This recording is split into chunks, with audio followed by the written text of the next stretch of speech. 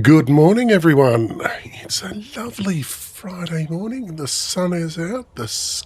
Sun is out and shining. The birds are singing. I'm on the ragged edge of a night shift that ended some 2.5 hours ago. So it's my first actual night shift type thing for this particular block of time, and it's going to be a long one. I think my blocks and night shifts end sometime in late August. I'll double check my calendar for that. In the meantime, you may have noticed that I'm talking about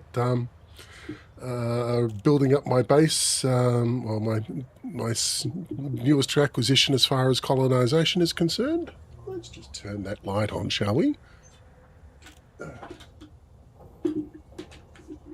There we go, much brighter. Anyway, as I was saying, my colonisation effort and so forth, well, there was an expected community goal that's come out and attacked us all with promises of riches and paint jobs, and obviously couldn't stay clear of that for too long, so just going to do some quick little trips out to pick up whatever's handy. And then I'll head back. The community, well, the planetary construction system, Synuefe WS-L B55-5. Okay, still beavering away there on Selene's Vista, which is the Orbis station, but the Squirrel said I needed to expand some more, so I've also dumped an outpost in the middle of Synuefe AZ-J B56-2. And that system looks kind of nifty because it's got 13 orbital positions and 17 ground stations to play with. But the big one here I found was Synuefe EF-I B57-1. And yeah, made out like a bandit there. It was, it's granted it's only a red dwarf system with a companion brown dwarf, but yeah, 28 orbital sites and 41 ground sites. So I'm going to turn that into a right little teeming metropolis, given half a chance. So do some community goal goodness here, and then I will from there on in basically head straight back to my construction effort, finish building up that second outpost so that it doesn't fade away into the inky blackness, and then I will from there on in I will go back to probably building up that Orbis station a little bit more. Currently sitting at 26.39% completion according to an ARA, so there's still an absolute shed load worth of stuff needs to be done. And obviously, if it's going to be up to me. So let's just finish the final setup here. Just waiting for it to pop up. Come on, where are you? So there's Meld. There you are. EDO materials helper, come up. Finish loading. There we go. And whoops, we want you on that third. Streaming software on that third. Okay. Puppies still here and ready to serve? Yes, they are. Excellent.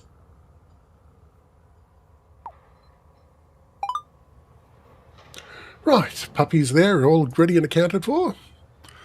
Now, let's see, where am I going to be? It's been a little while since I continue to do. Yes, that's what I want, and I want an absolute cotton knot hub.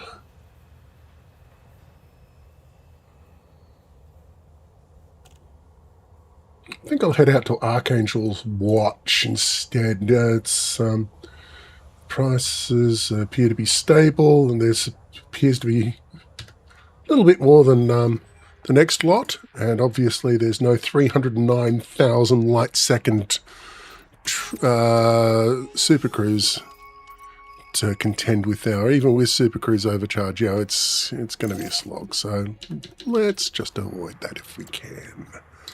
Refill. Heading up and away.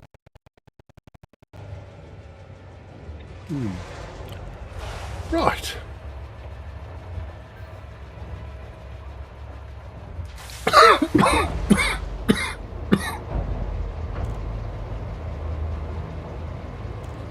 Well, that's the problem with fizzy liquids. They sometimes go down the wrong hole. Or my lungs are just feeling thirsty.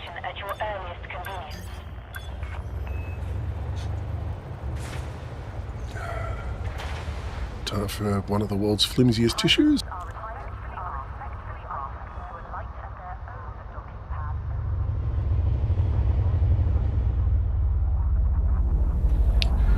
Okay, so how are we doing so far? Yep. Yes, I've got to turn on my Twitch monitor. Twitch.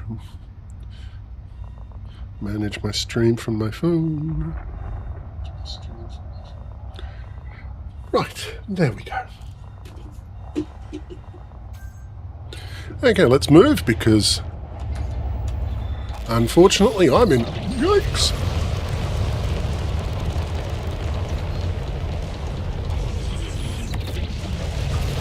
Don't know if that's system authority or power security that's scanning me, so assume the worst. Okay, so assume the worst and assume that it's the power security people out to get me.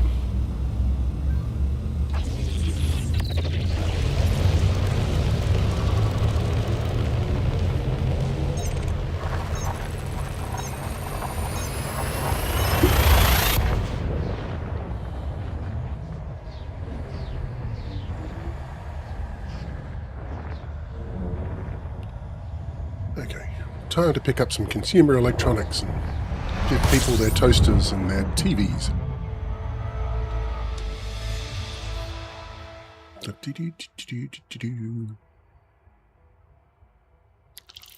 What a delightfully...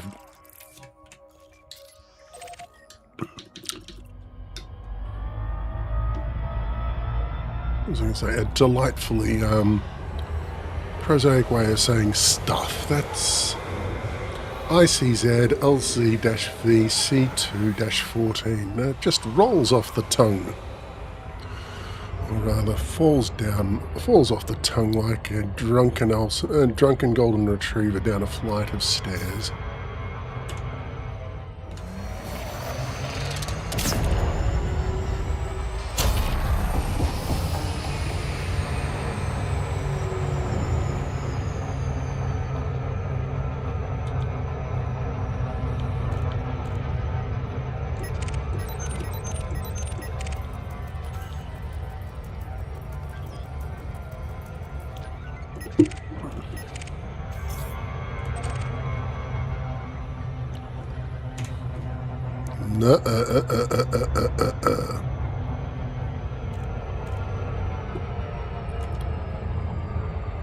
No loop of shame for me. I'll do a bob and weave of mild embarrassment, but I will not do the loop of shame.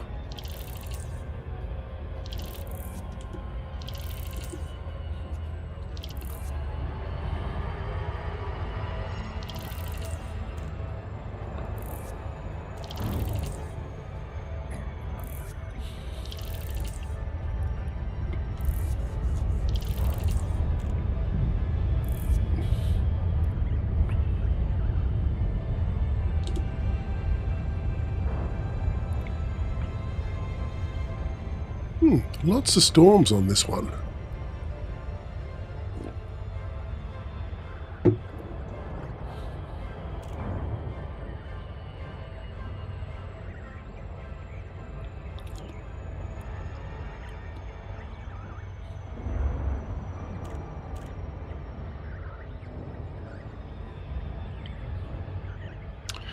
Okay, so here we go. Final approach.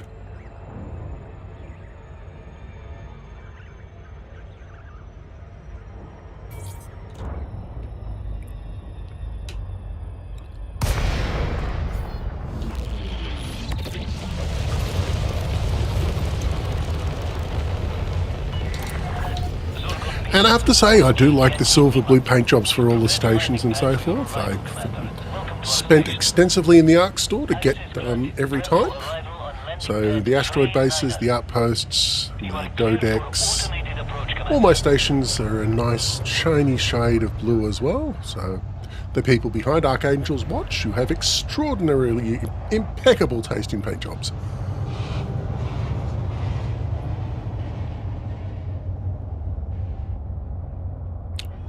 And my autopilot is drunk again.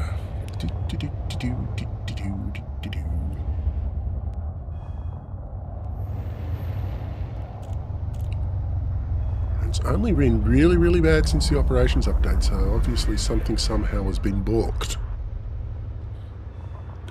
Either that or the ship's docking computer has had to resort to Braille.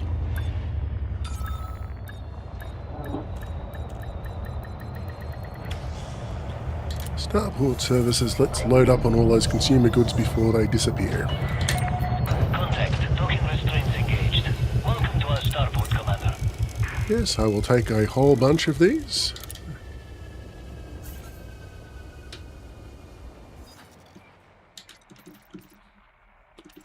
There we are.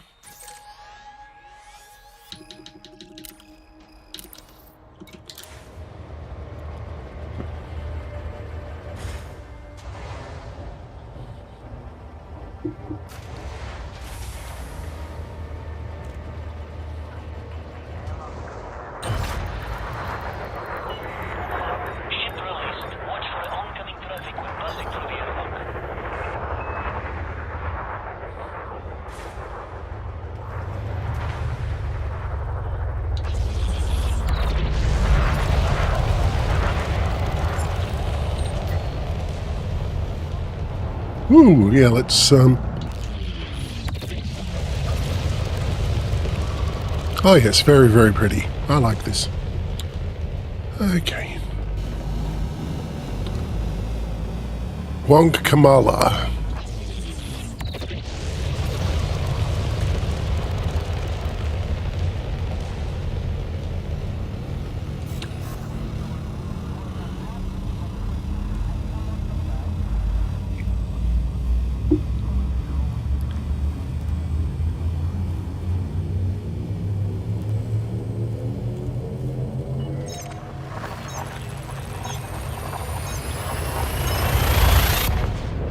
There we go.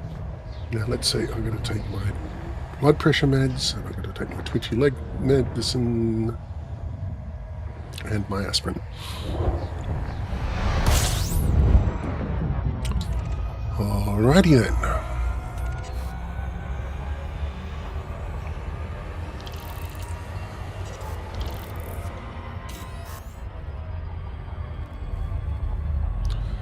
And I think just for the sake of appearances and so forth, I've done a couple of loads of consumer technology. I really should, I think. I'm Australian. I should be doing at least one beer run. So, yep, CPC 19205 News Hub. You're up next to get attacked by a squirrel. Right.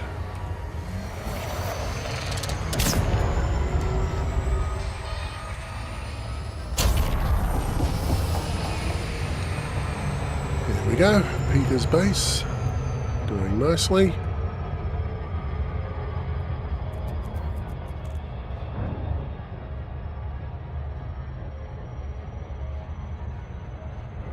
So, what's my... I think I've only got 2 runs so far as community goals is concerned. Oh, I heard that. I heard my message thing chirpy chirp.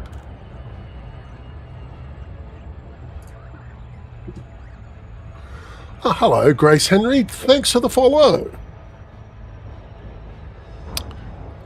Feel free to say hi.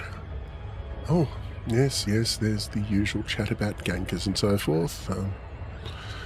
Obviously, this is one of the reasons why you don't play community goals in open, especially if you're having an unarmed transport with you.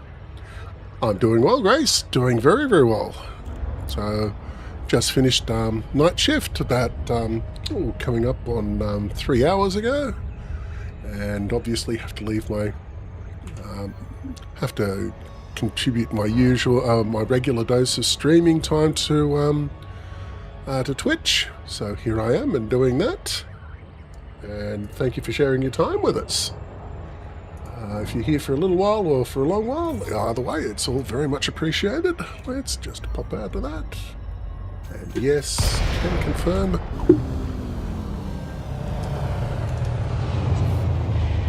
Can confirm that, yep, I'm streaming to YouTube as well. I have so many issues of late just trying to stream to that at the same time. I have to manually beat it with a stick. It's not like Twitch where I just set it up once and have done with it. It's got to be finely tuned, tweaked, and massaged into compliance before it'll say, yeah, okay, I'll listen to you and let you stream. So Twitch is very much more hassle-free than YouTube is. So are you participating in the community goal at all? And if so, what you're flying around in?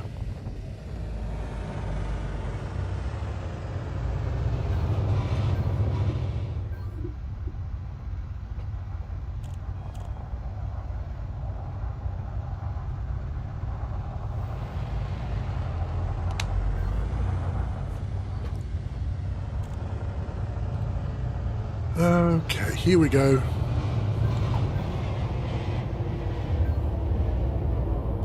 I pretty much, well, for a while now, yeah, this has been my go-to game for a couple of months now. Especially since I started streaming. I'm not going to lie, this is one of my favourite games out there, just because it is so very varied and so forth. You know, there's something there for everyone. So. And obviously, well, given the whiskers and so forth here, you'd probably tell I've been playing a variant of this game since 1984. So when I was all of 14 years old,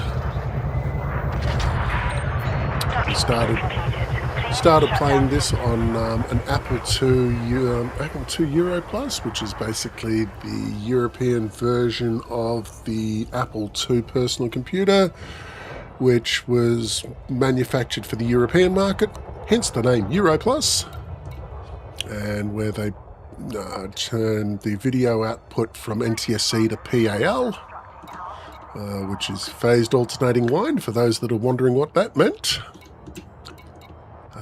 Yeah, I could go on and on and on about the various differences between NTSC and PAL. NTSC had the better frame rate.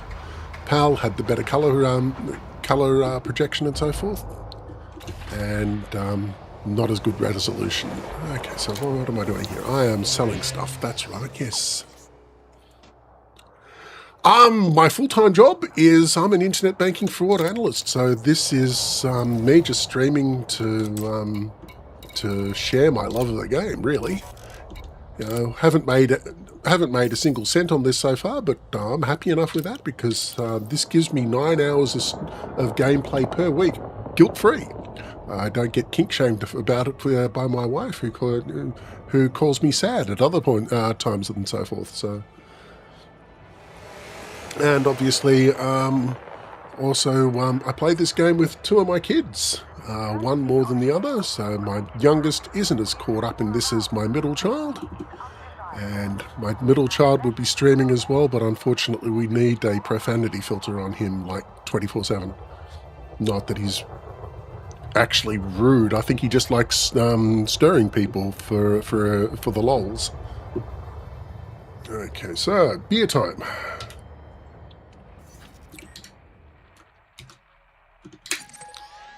There we go. Have I been here yet? No, okay, I'm going to buy the exploration data. And there we go. What's the name of the system? Muse Hub. Excellent. Go straight there. Get some beer and help contribute to the party effort. So, there's a part of me that wishes I was a full-time streamer, but I think if I was a full-time streamer, I don't know if I'd really enjoy playing this game as much as I do. And, you know, obviously I could play other games, but this is more of a hobby than anything else for me. So, you know, it's a hobby, and it's an escape from the grind of the real world around me. So this game here, space exploration, space combat, space trading, one-to-one recreation of the Milky Way galaxy, all 400 billion stars of it, procedurally generated, but the procedural generation process is based on real astrophysics. So any sort of star systems that you see in the game are very much grounded in what we know about planetary dynamics and stellar mechanics and so forth as much as we can. And yeah, this game's the game franchise has been around since 1984, and this particular iteration of the game recently had its 10th anniversary, so it's 12 years old now, and I've been playing it since early 2017.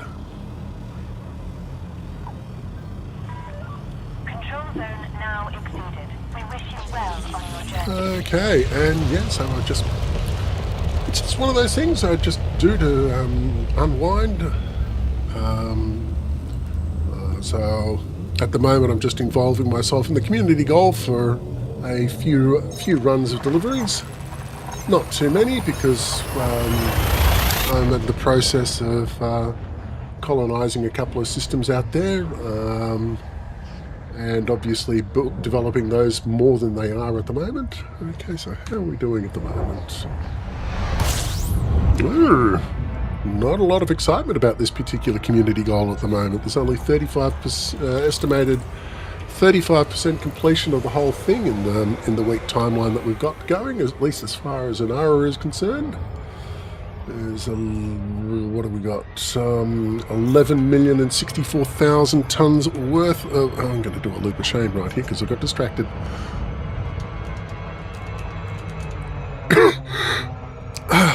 Just generic cola. I'd love to be able to add some scotch to this, and but yeah, just can't at the moment. So it's just generic cola to keep the tonsils wet while I wrap it on and on and on. And in my other cup on my right, I've got a nice hot cup of coffee to keep me going for the rest of the stream until I have to fall into bed asleep, approximately 1300 hours my time, which is UTC plus 10.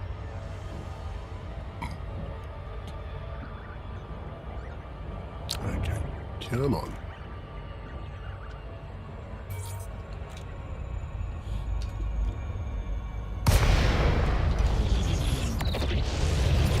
Okay, so where are you? You're over this side. There we go.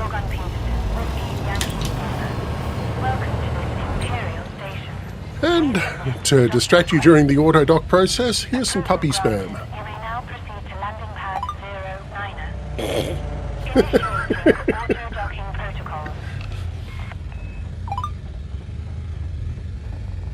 Yeah, my wife is a registered ethical breeder of golden retrievers, and I decided, yeah, I needed to share photos of the frequently cute horror that we have to endure on a semi-regular basis every time our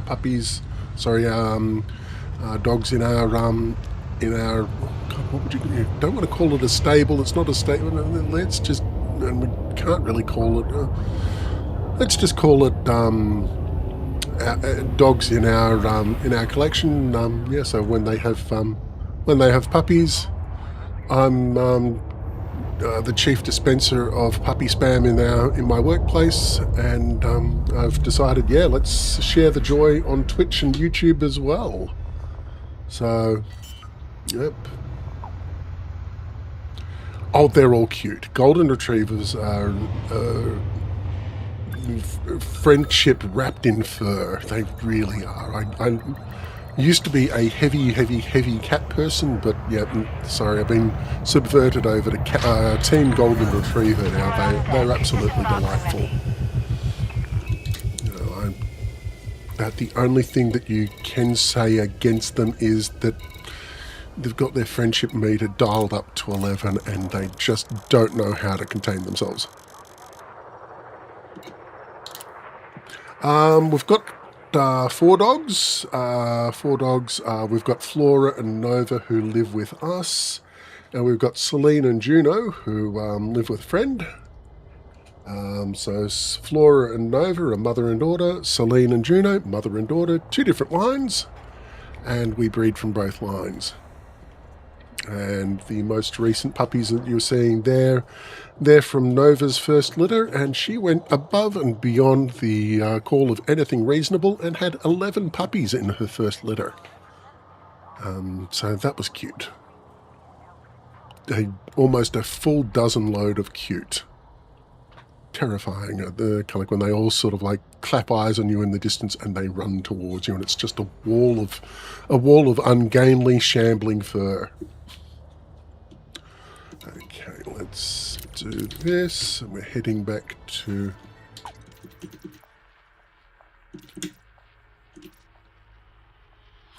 Yep. I had nothing to do with the names of the puppies and so forth. Oh, sorry, the names of the 4 dogs. All of my suggestions and so forth were shot down in flames.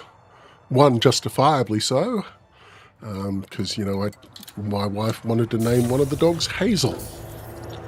And without thinking, I went, "Oh, cool! We'd have a hazelnut." And she looked at me with a look of pain in her eyes, and then I said, "Hey, we could nickname it Matella."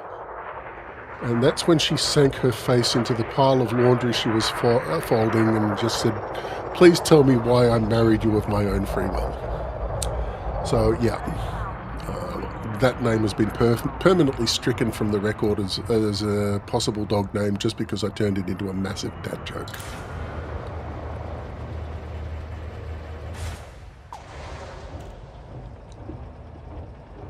Oh yeah, I know. And to be honest, I'm not entirely sure how I am tracking towards being an affiliate.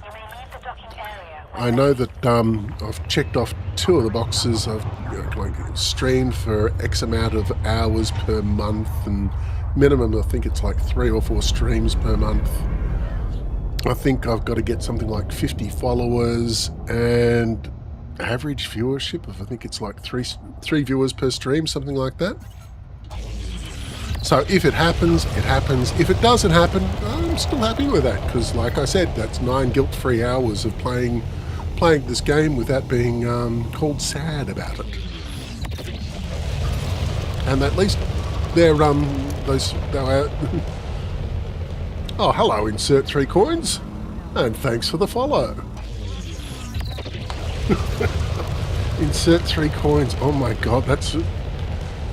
Don't know if any of the arcade games here in Australia have actually got that greedy for money and so forth. I think it went to... I think it went as high as 2 coins, but those coins were $1 each, so, you know, we were getting gouged in coin denomination, but not so much as coin quantity.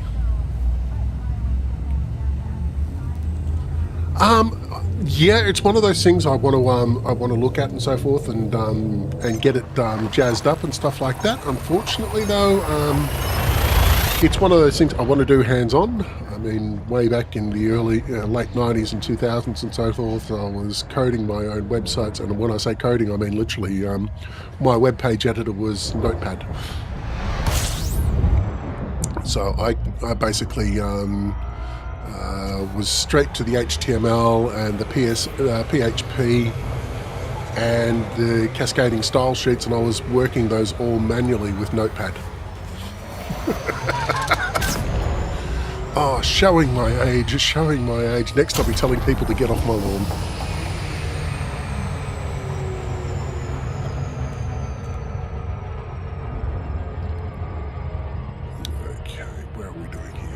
But yeah, getting more followers and so forth it's nice to have. But obviously, you know, I've already got one full-time job, and I'm quite happy with that. I like them. I suck at them. I suck at first-person shooters. I really do. You know, I'm on the other side of 50, so my reactions and so forth with regards to dodging headshots and so forth. Send a postcard. Send your postcard with your intention to shoot me written down on it, and by the time it arrives, I'll maybe be ready to dodge.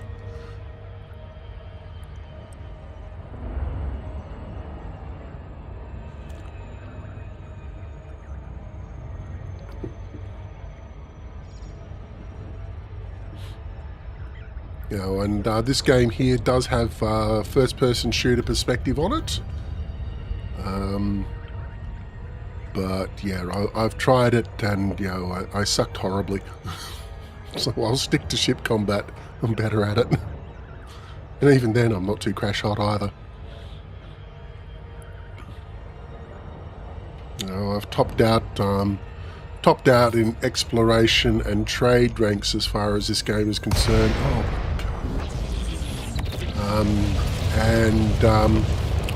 And working on topping out my exobiology, but yeah, that at the moment is having a bit of a hiatus because. Okay, so, chuck a link into the chat, and I'll probably step by and say hi.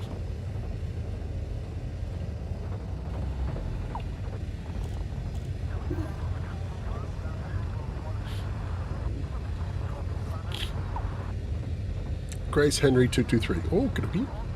As opposed to Grace Henry 226. Yep, so I'll have a look by and so forth and see what's up. Okay. I've lost a complete track of my progress so far in this community goal. I want to get myself comfortably in the top 25%, but don't want to be overzealous about it because, well, it's just money after all.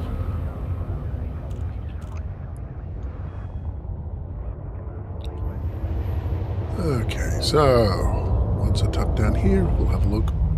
Maybe do a load more of the beer or wine. Is wine on the shopping list?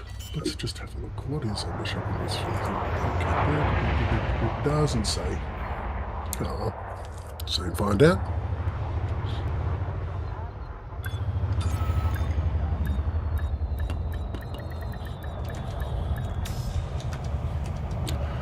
Right, that's...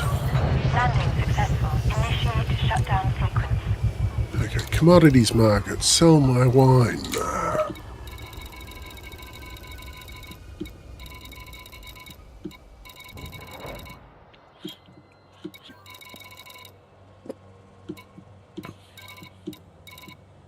There it is. Sell that. Now, Starport Services mission board. That should be 5,280. Yep, that's 4 runs in total.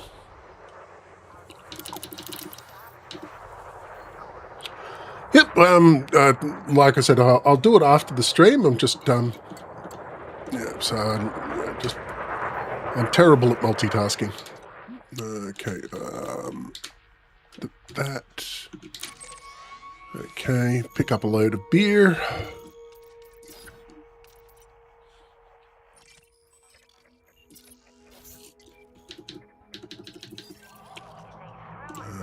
Auto launch.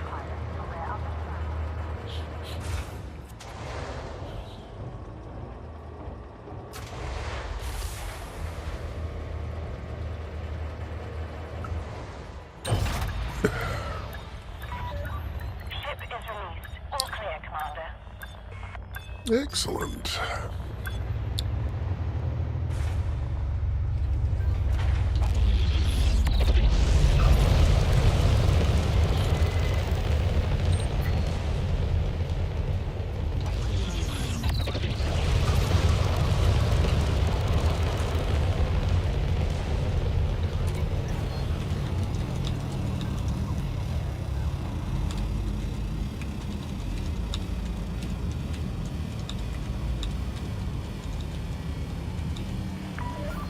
Station restrictions are now lifted. We hope you have a safe and fruitful journey.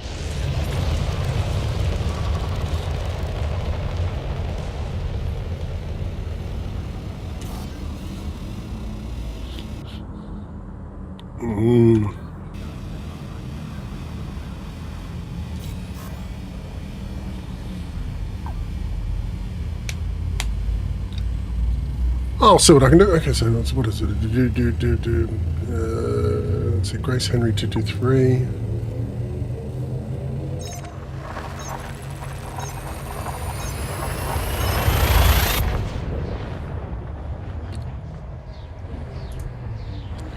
Yep, so, okay. Oh, God. Bear with me a moment. Ah. 8. Don't have to. That's 6 light seconds away, so I don't actually have to skate through.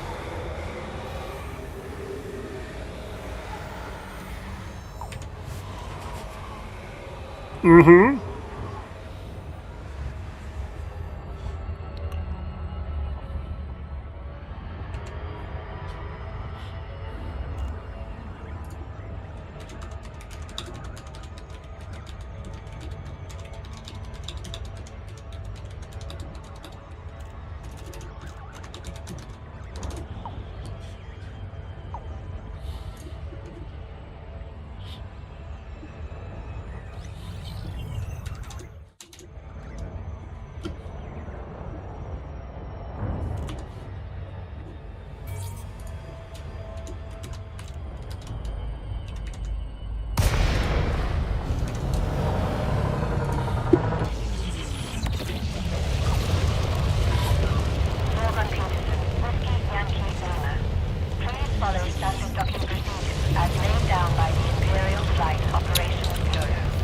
Righto, let's see. Please set course for docking bay 39er.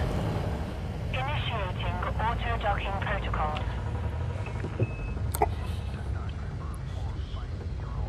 Yep, so Grace, I'll check you out later, but like right now, I've only got 180 minutes worth of game time today, so and I'd hate to lose it, lose any of it. I'm greedy like that. Because after this, I've got chores to do, and then sleep, and then it's another shift on the night shift. My job as an internet banking fraud analyst is what pays the bills. So I've got to be at least. Morning, Beowulf. Good to see you again, Beowulf. How you doing?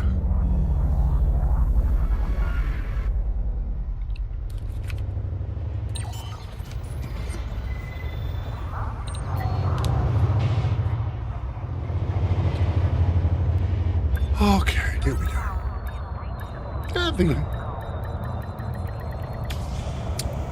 Not gonna lie, the penalty rates for doing night shift and so forth, if you're doing night shift on a weekend or a public holiday, I can get close to $80, $90 an hour just for sitting in front of a PC and answering phones.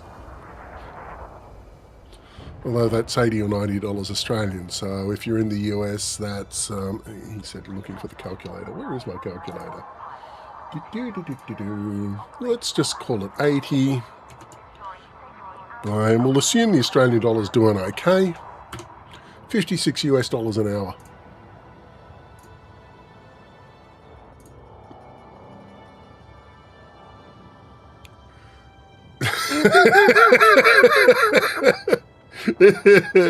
Oh, okay. Your definition of a good day is has a lower threshold than mine does. Oh yes, nice. Yeah, so as I was saying, so I get paid the equivalent of about $56 an hour as an internet banking fraud analyst, with all my penalty rates and so forth thrown in on top. So going to be the last person on earth to complain about the night shift. They pay me for it. They pay me well. Oh, okay. Bear with me, I'm just having a quick distraction. Hello, Nova. Yes, I know. Okay, get your head... Oh, God. Can't leave you anywhere, can't take you anywhere. You're just an emotional basket case, aren't you, girl? Sorry, being accosted by two emotionally insecure golden retrievers. And no, they do not come in any other variety. Leave my socks out of your mouth.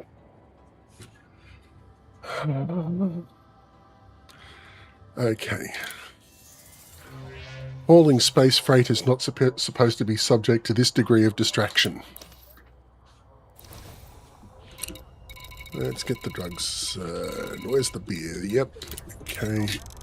1,320 tons worth of beer. Should be good.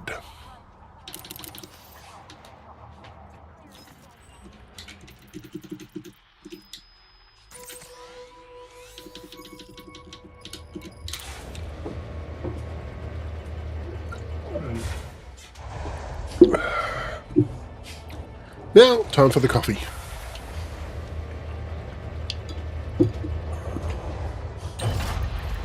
Your ship is now detached. Please fly carefully as you leave the facility.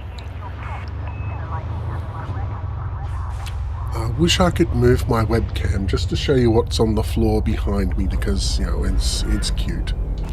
Mother and daughter, golden retrievers, flomped on the floor going, this is where I've decided I'm going to crash.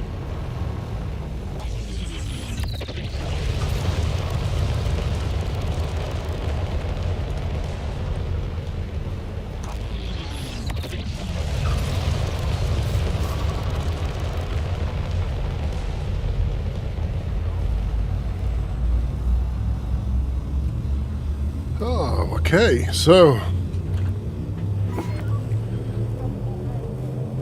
I drop this load off, and then I'll head back to home stamping ground with a shed load of cargo, and continue building up that station of mine.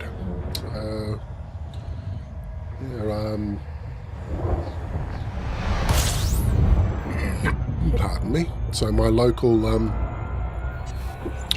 local construction effort continues apace.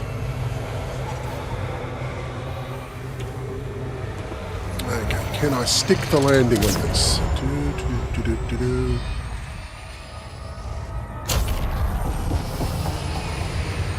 Almost stuck the landing. I've just done a little bit early on that, but a little bit early than loop of shame.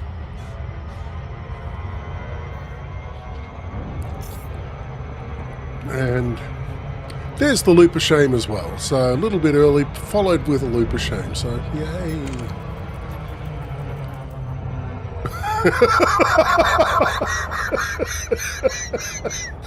Oh, some of the conversations you get in community goals is just gold. Oh, that was... I'm glad I was here to watch that one happen in front of me.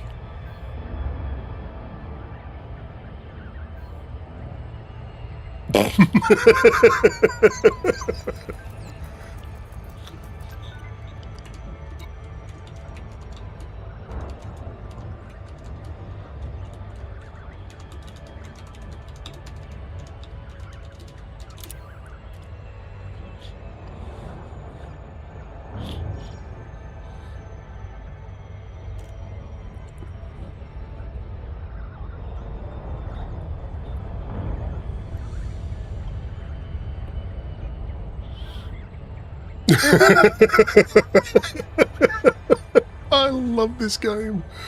Ah.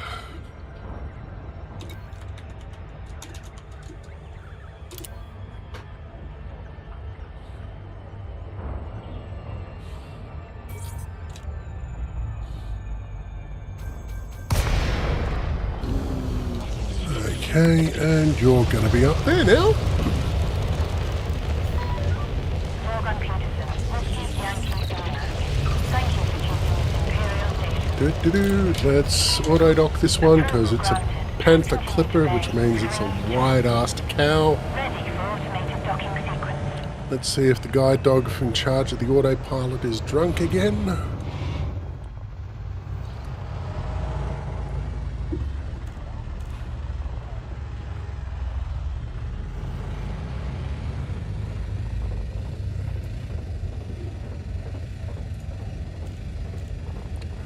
Close off extra windows.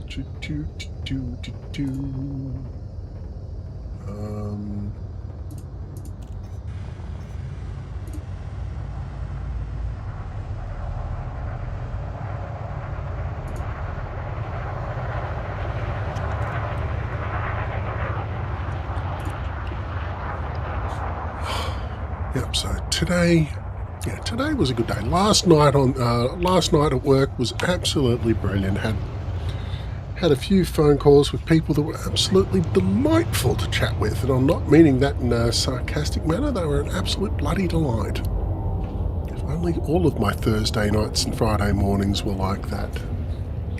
Unfortunately, every second week, every second Thursday night and so forth, the quality of phone calls just really drops. And people, notably those that are on unemployment benefits and similar and so forth, they go to sleep and then they wake up and all of their money has been spent on unregulated gambling, and their phone was unlocked and didn't have a passcode on it or anything like that. And can we please get their money back for them? Landing successful. Disembark when ready. Yeah, no. No, we can't. You blew your money on the online pokies, and so we can't help you with that. I mean, we can lodge the report and so forth, but the banks at the other end are going to go, yeah, that's unregulated gambling. Take it elsewhere, mate.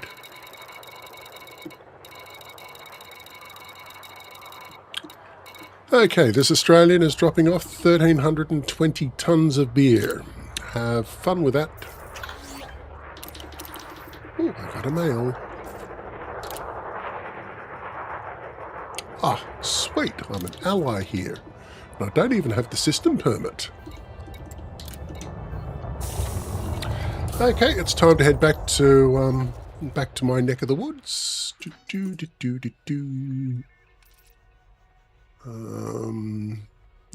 That one. 5 jumps away. Okay, we've done that, all of that.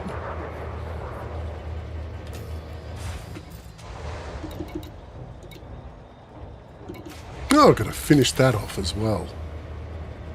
Yeah.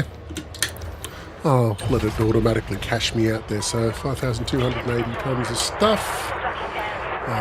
Plus 5,600. Yeah, I'm just going to work that out with a calculator. 1320 is 6,600 tonnes worth of stuff dropped off. That should keep things hopping and jumping for the next little while.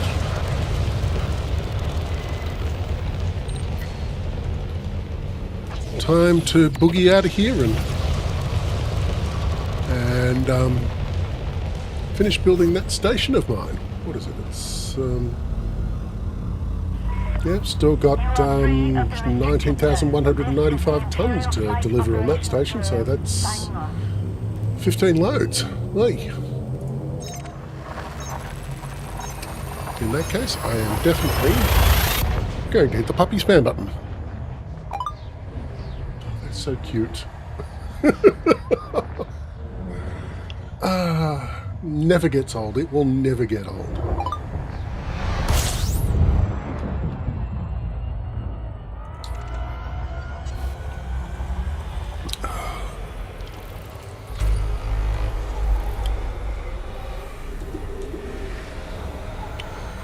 to do a mild diversion. Yeah, they are cute. Golden Retriever puppies. There are many words to describe them. Cute is one. Terrifyingly cute is more apt and descriptive. They are definitely emotionally needy, insecure, friends with noses and tails, and not afraid to stick one in your face while beating your knees senseless with the other.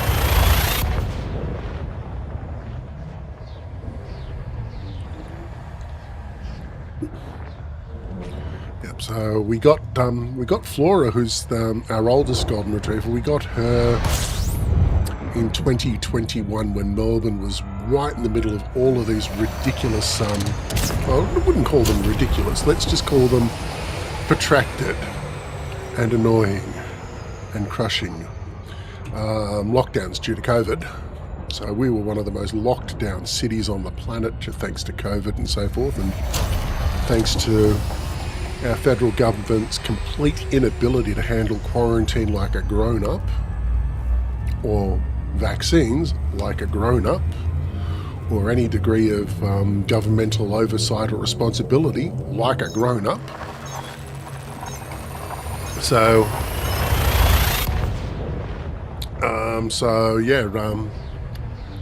our state government had to basically step in and fill the gaps and so forth, and we ended up spending a lot of time in lockdown because while our federal government was run by inept incompetence and so forth, at the behest of moneyed interests that wanted nothing better to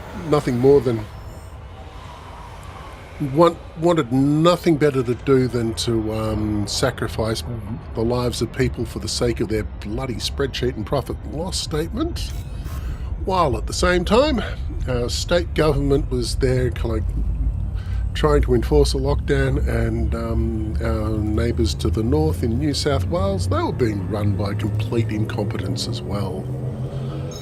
Fun and games. We had one particular outbreak of COVID that could be traced to one removalist van being moved from Sydney to Adelaide. And so, we could track their progress by the infection clusters they left behind. It was disastrous.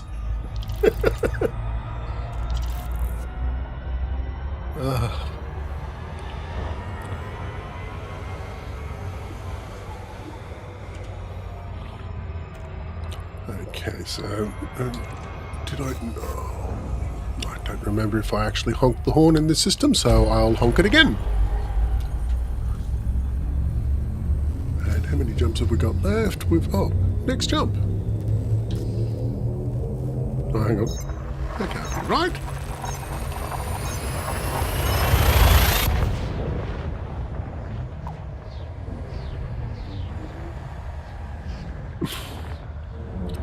Is your IQ 100? Sorry, you're overqualified.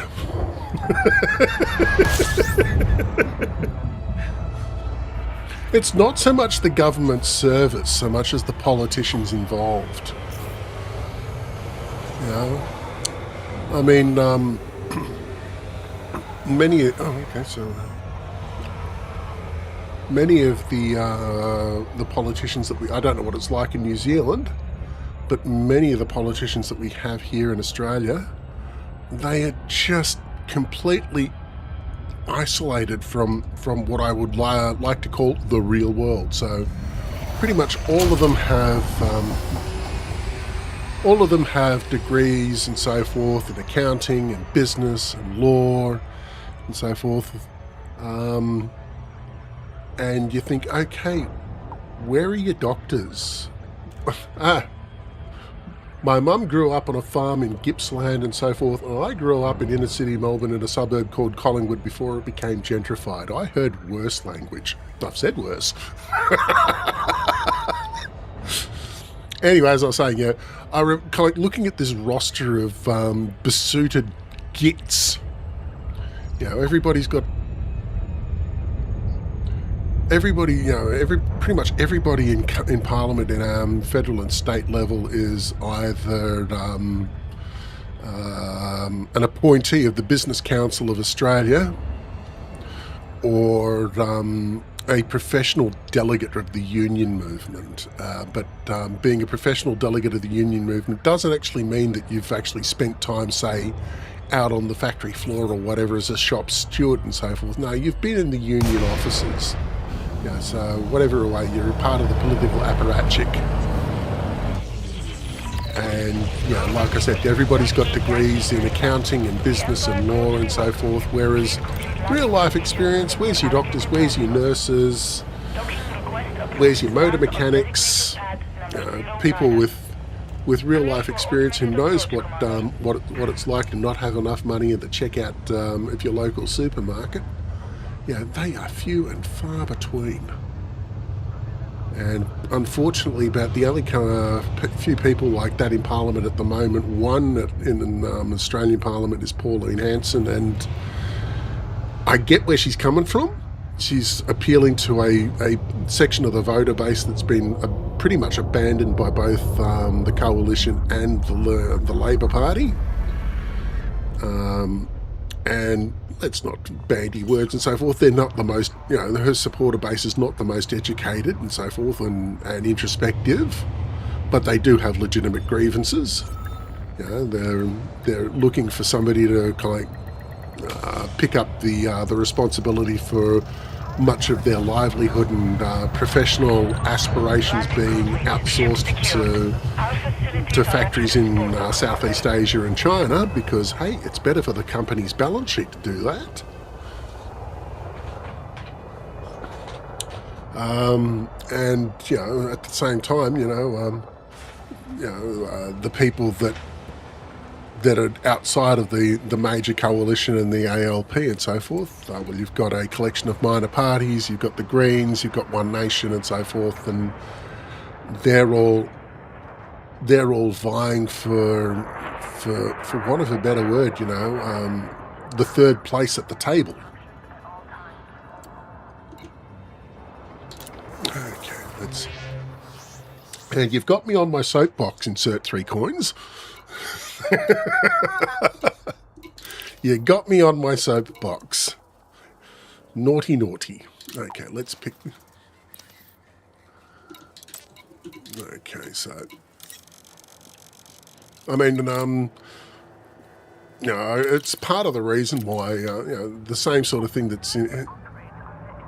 So if you want to have a look at why Trump got elected and then re-elected back in 2024, it's the same bloody reason, because the working class has effectively been squeezed into non-existence. You're either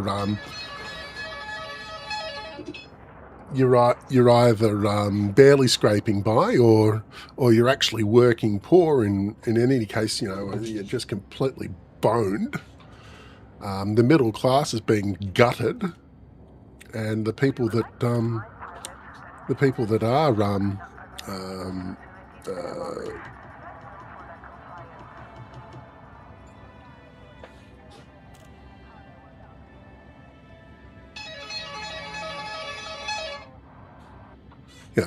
bear with me a moment. Somebody's hitting my phone. No, it's okay. Nope, I hit my screening button and they decided to ignore things. Okay, no worries.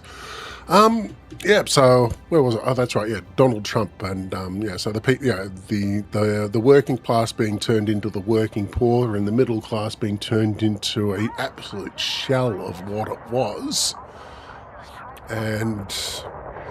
You can trace all of that back to the election of Ronald Reagan back in 1980 and the advent of trickle-down economics, which is basically another way of saying economic golden showers where the rich piss on the poor.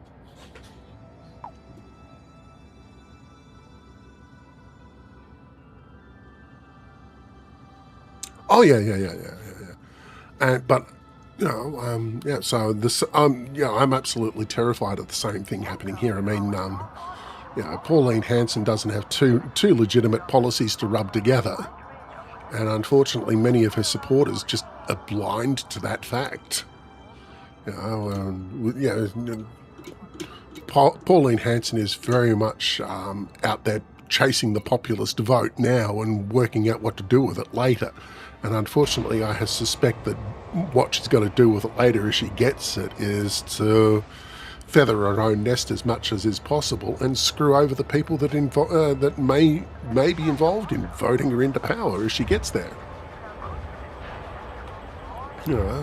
And the Liberals, Liberal Party here, which is our Conservative Party, they're very much in favour of completely screwing over the working class and the lower echelons of much of the middle class as well, because they've got friends and so forth who want to sacrifice people. There's people that are just expendable for the greater good of some company's balance sheet. And again, I'm on that soapbox. Okay, let's just... Oh, hang on, I've got to go to drop this stuff off first. Okay, there. Drop the power play materials off first, pick up more steel, and then move. Landing coupler disengaged. You may proceed when ready.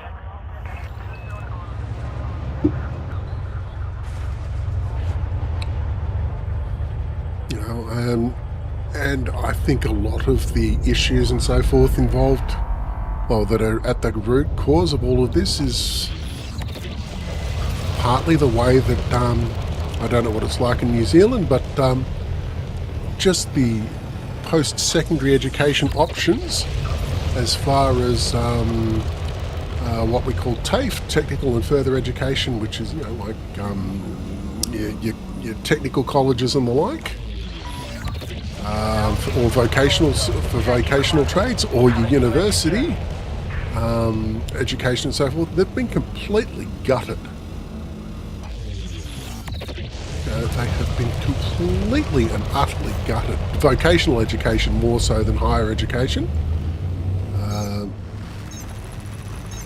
Higher education's been turned into a commodity and an export that is literally just a diploma mill for overseas students for the most part.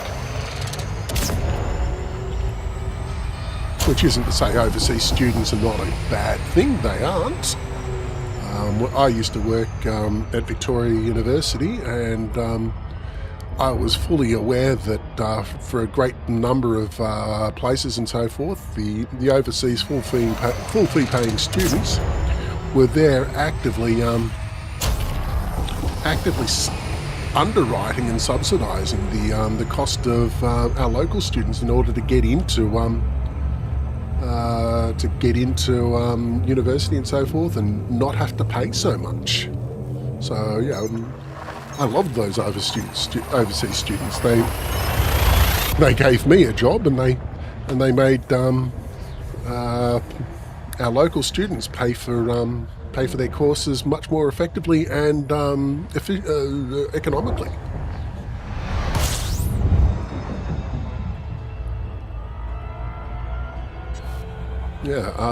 I'd like to think that things would have been so much better if the Democratic Party in the US had not completely shafted and boned Bernie Sanders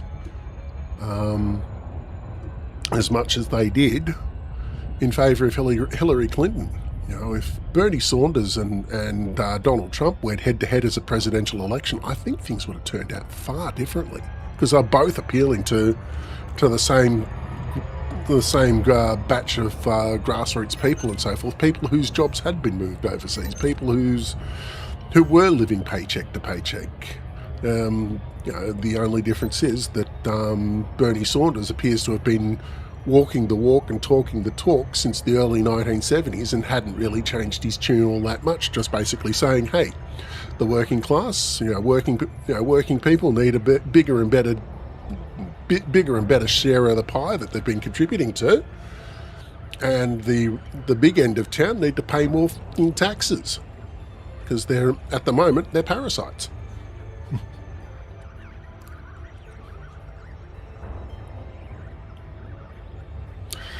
I got to get off that bloody soapbox of mine. I'm driving people away, I'm sure of it.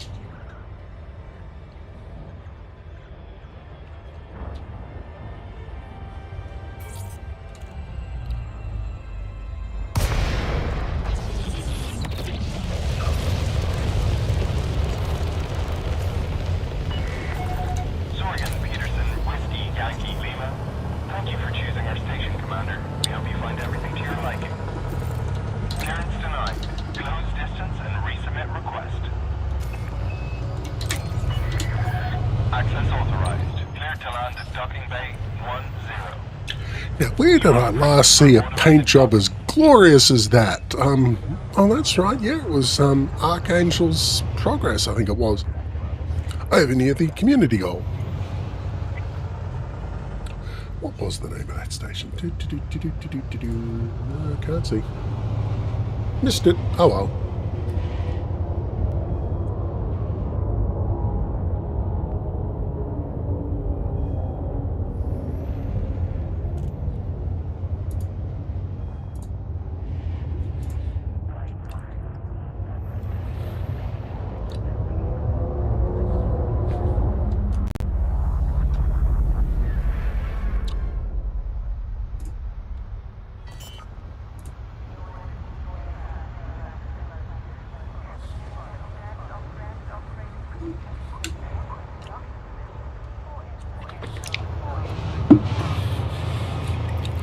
Righty-ho.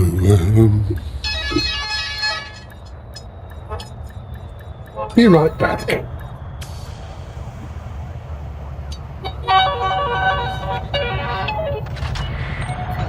Hello. On the ground, engaging docking restraints. Greetings, Commander. Speaking.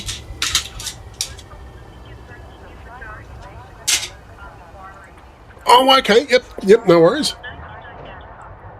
Oh, okay. Oh, brilliant. Okay, cool. That makes life so much easy. No worries. Okay, dokie. No worries. Thank you kindly. Bye-bye.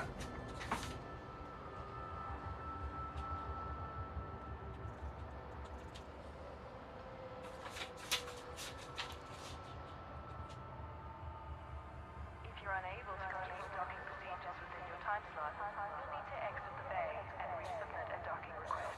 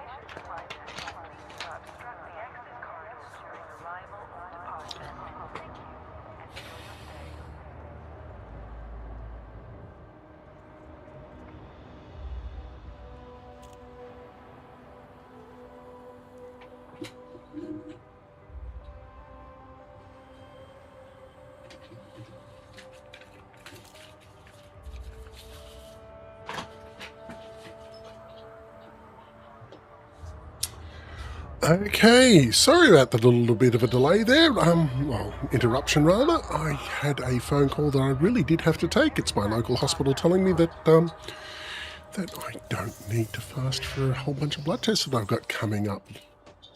Of course, then I check my paperwork and it's actually saying, yes, I do have to fast. So I'll fast just on the off chance that it is actually needed. So let's get the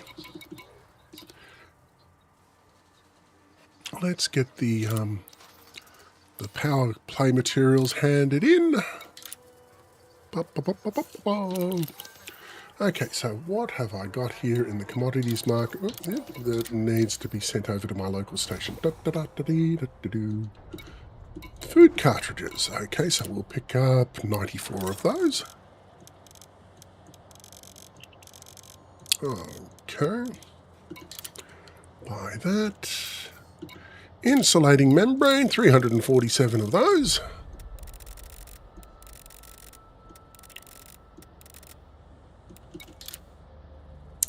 Polymers is 157 of those.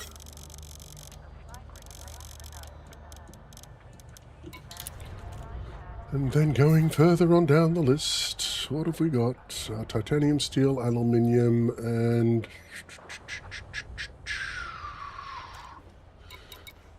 Okay, liquid oxygen, we'll top off on that.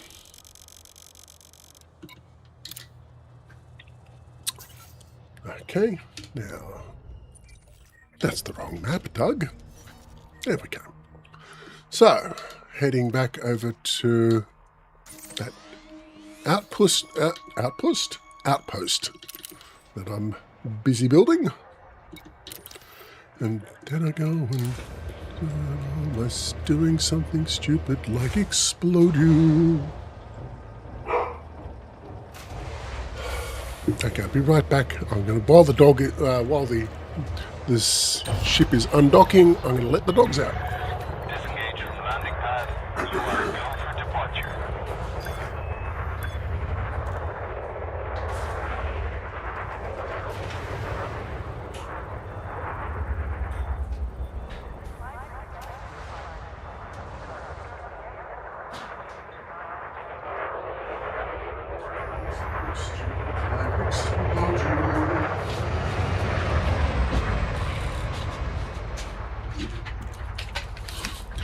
Okay, I fully anticipate sitting down here for about 0.3 of a second before being called back to the back door so I can let my dogs back in again, because that's the kind of pestilential brutes that they are.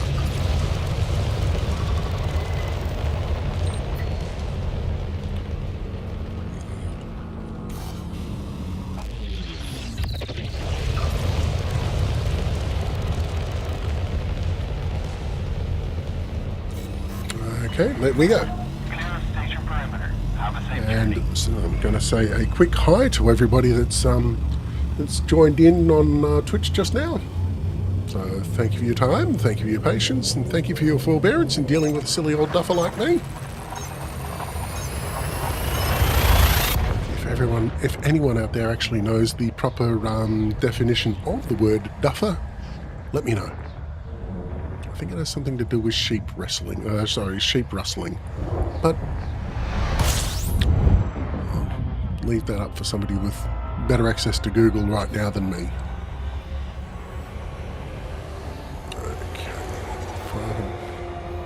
Well, it's only 505 light seconds out. I thought it was further than that. I'll take the win. Almost stuck the landing perfectly. Nice.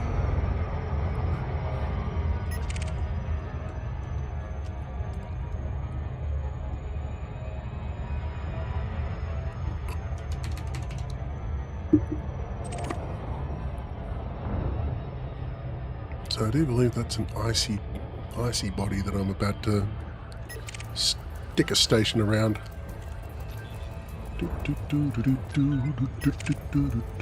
Like explode you. And why I'm singing Sideshow Bob? Don't know. Haven't seen that episode of The Simpsons in 20 odd years. But that tune is currently stuck in my brain like the earworm it is.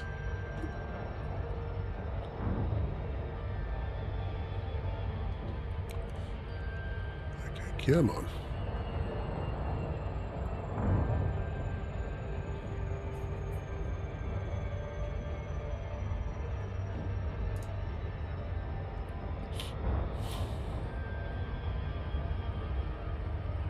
Oh,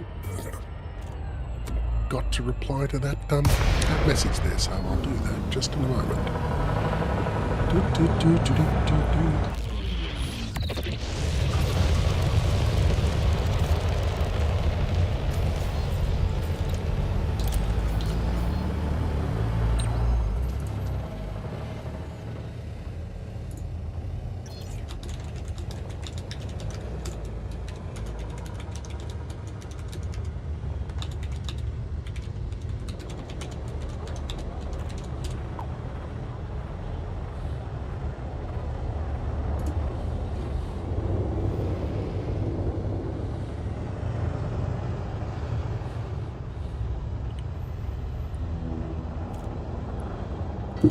Okay, there we go.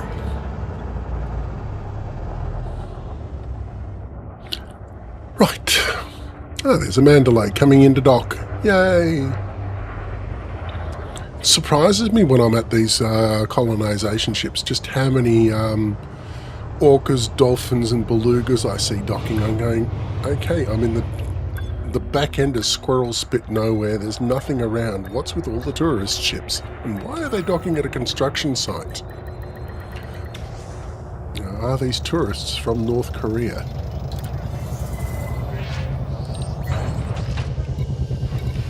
Transfer all of that across. That should slim down my shopping list immensely. Okay, computer components. I think that's at Seldovich Reach, maybe? Yep, Seldovich Reach, medical diagnostic equipment. Seldovich Reach as well, I think. Waiting for ED materials helper to tell me. Yes. For both of those, water purifiers. Where can I get those? I'm going to just tick off all my little boxes. Seldovich Reach there as well.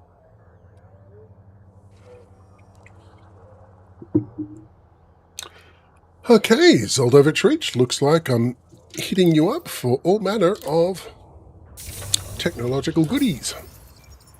Plus, probably liquid oxygen. Okay. Yep. Mm-hmm.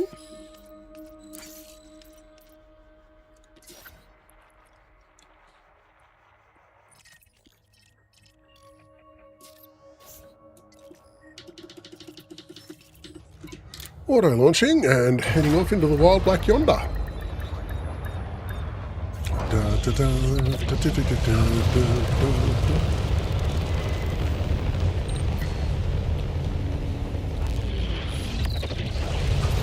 Righto, let's see how we're doing. It's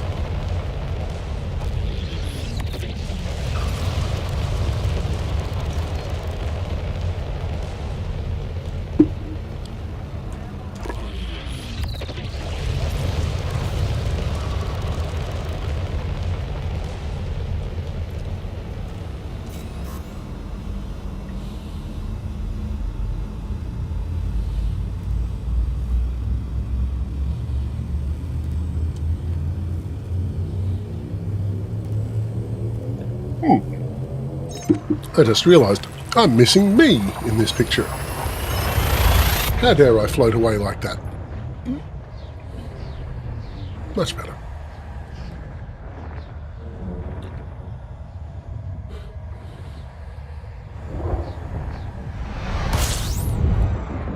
Right, where are we?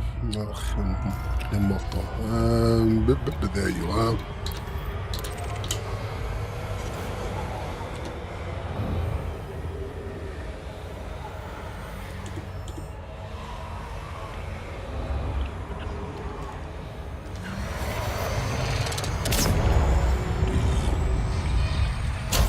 And, yep, completely asleep at the wheel on that one, so that's a wheel alert. Speech center of my brain, please come back. That's a loop of shame that, yeah, was completely avoidable, and I chose to not avoid it. I can only assume my brain was out to lunch.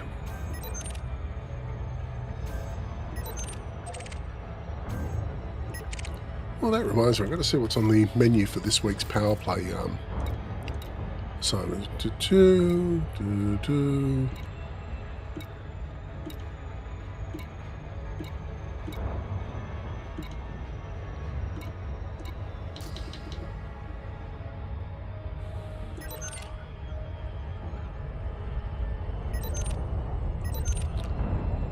Okay.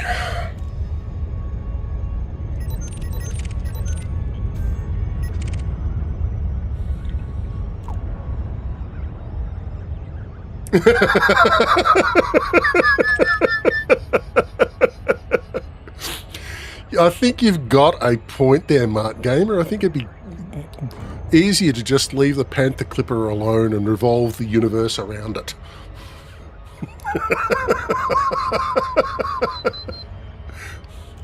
Turns like a cow, a drunken narcoleptic cow.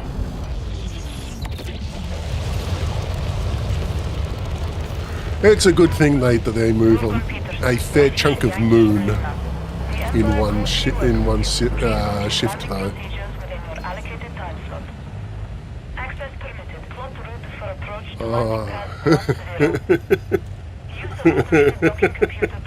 You've made my day, Mark Gamer. You've made my day.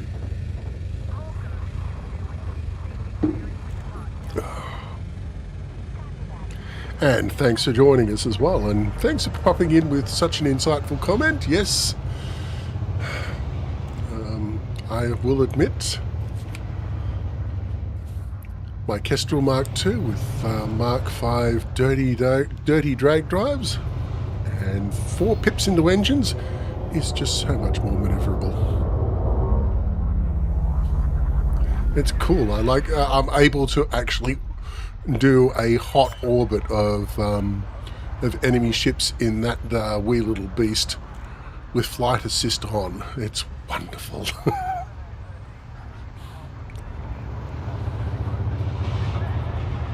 And considering I kind of suck at flight assist off manoeuvring. So the Kestrel Mark II helps me make up for a lot of my own ineptitudes. Okay, so I am picking up... What am I picking up on my shopping list here? I'm picking up 541 liquid oxygen, I think. Yes, I am.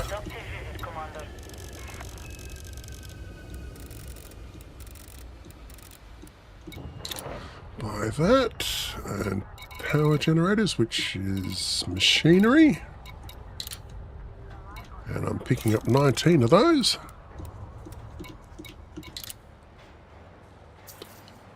38 water purifiers.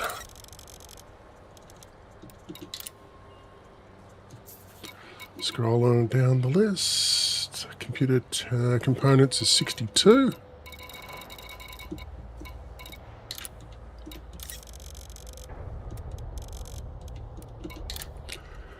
And 13 medical diagnostic equipment.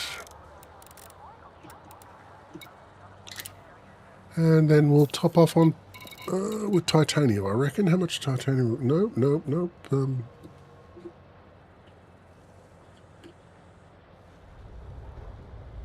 Yep, topping off with titanium.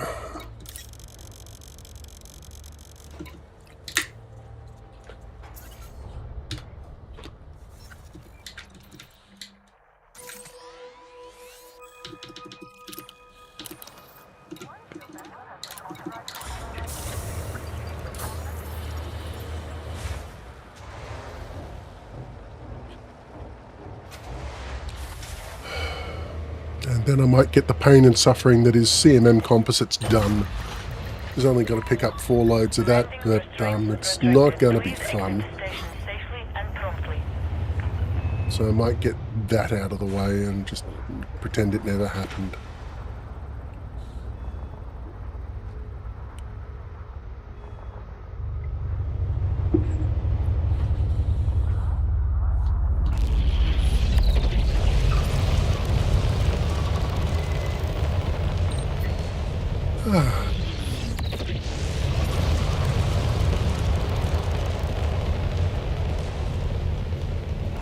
It doesn't even have that much of a boost speed behind it. It's just slow and cumbersome and cargo capacity for days.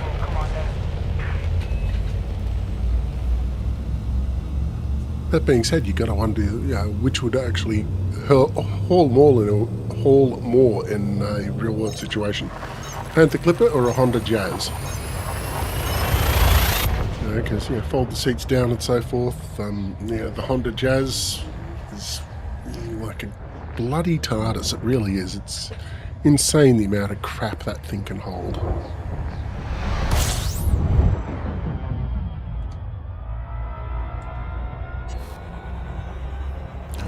Okay, can we avoid the loop of shame this time?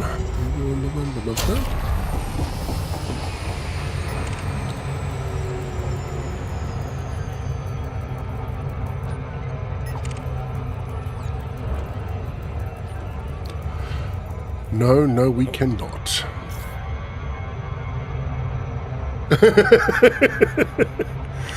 Oh, I know what you mean. I've been doing some fairly heavy system colonization for about the last 2 weeks. 2-3 weeks or something like that. Just lost complete control of anything resembling sense and sensibility and discipline and stuff like that. And while I'm busy building up an Orbis station in one of the systems, I sort of decided to go lose my mind completely and colonize 2 more systems as well. So I got one of the colonization efforts done fairly quickly. And this is the second colonization that I've done in the last week, and I'm just putting an outpost here, and then I'm going to go back to my regular system and finish building that Orbis station. I'm about 26% of the way through, and I'm just tired of hauling composites, CMM or otherwise. I really hate planetary landings in a Panther Clipper.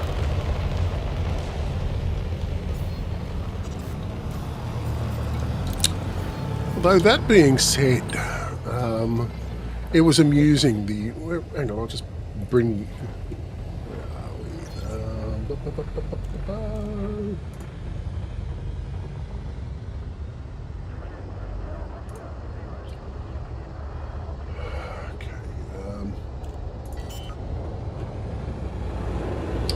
So because I wanted to tick all my boxes in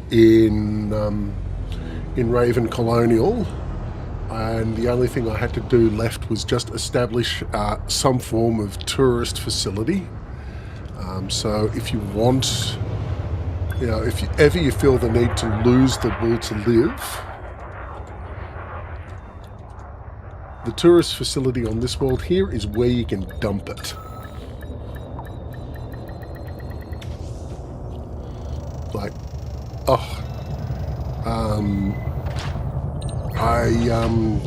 I took a screenshot of the view from the ground at the local star, and it was not the brightest star in the sky. Seriously not. Sure, it was there. It had everything else beat on distance, but nighttime brightness, nah. And this tourist facility, I'm almost tempted to spend the 5,000 arcs on it to rename it, because I want to name it New Pyongyang, because, it's dank, it's dreary, it's dark, there's bugger all to do. Call it New Pyongyang and just laugh. Okay, let's get this stuff dropped away.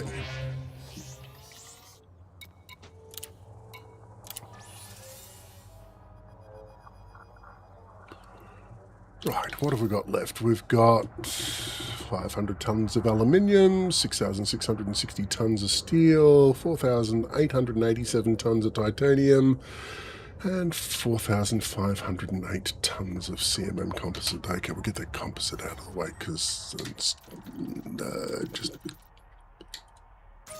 looming over me like the sword of Damocles.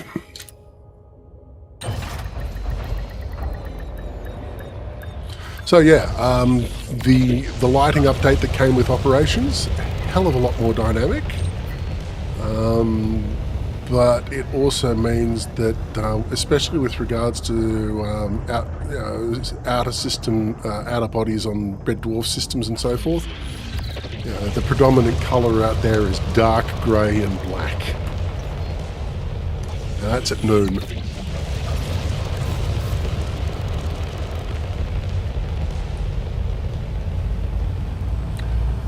But that being said, the colour changes, especially the Milky Way galaxies, are just chef's kiss. Very, very much appreciated. It harkens back to the days of the Horizons update and so forth, and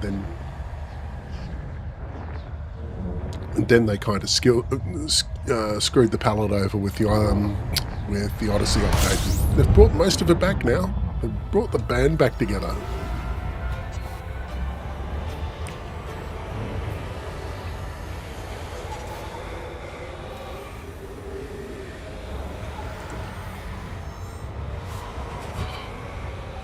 There we go. Mushket Holdings. Time for one of 4 planetary landings.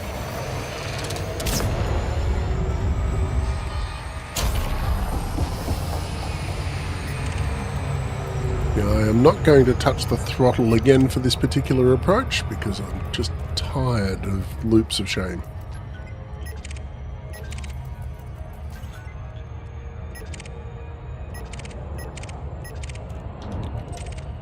Right. Stop playing with the target select button, Doug.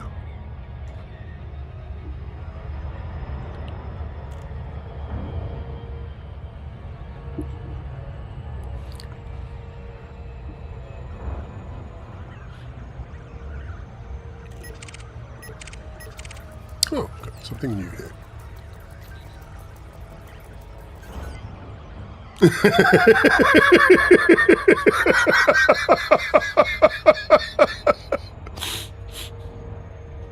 Or more succinctly, this town was built on the game of kick the can. Unfortunately, you had to bring your own can to kick.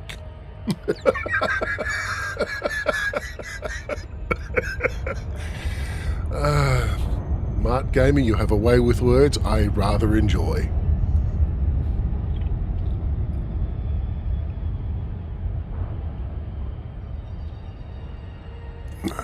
Every time I land here, it's always in the dark.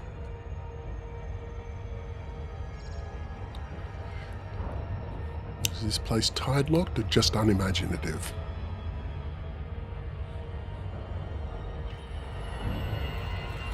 Let's slow down before we crash into something. Slow it down, you rotten bloody computer. Thank you.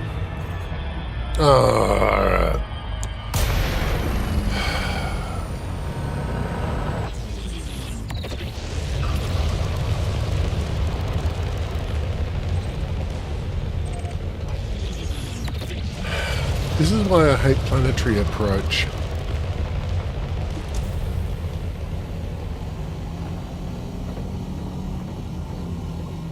Although that being said, planetary approach in, say, Microba Mode 5 is actually quite zippy. Because at least that's 50% faster than this bucket of bloat.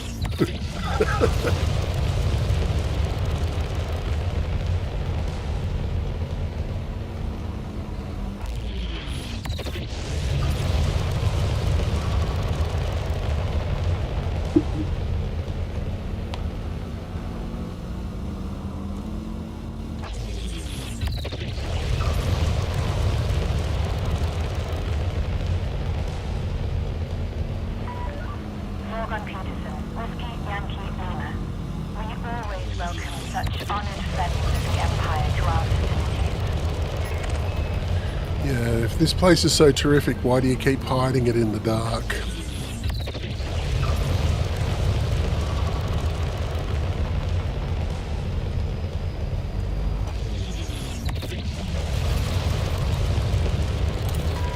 Okay, here we go. Oh, come on! Oh, that sucks!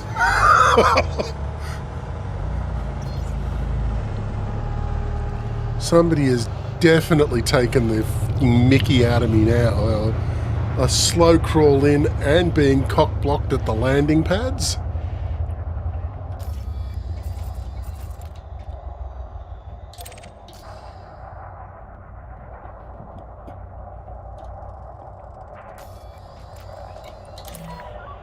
Access denied. No landing pads are currently available. Look, I saw that anaconda taking off. Thank you. Request approved. Please set down at bay 10. Initiating auto-docking protocols. If I end up bouncing off that damned anaconda as well, I swear I'm going to have words with the developers.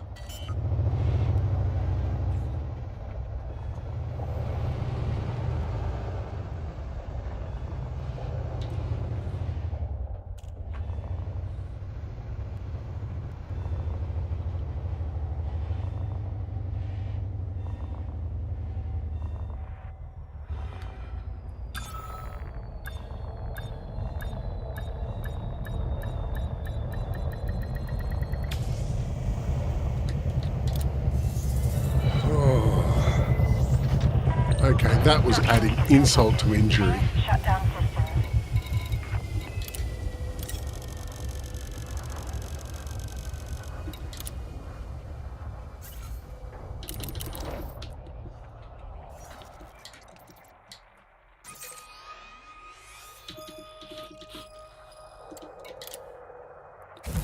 Did I bounce on something? Oh no, hang on, it was the emergency exit because I came in too fast because this thing can't fly by itself properly. Right.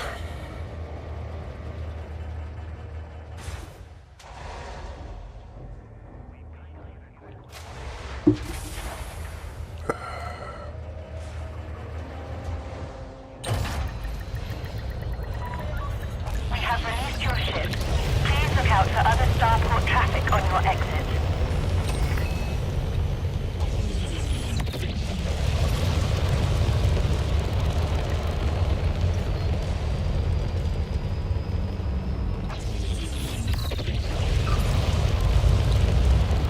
Right, getting the hell out of here.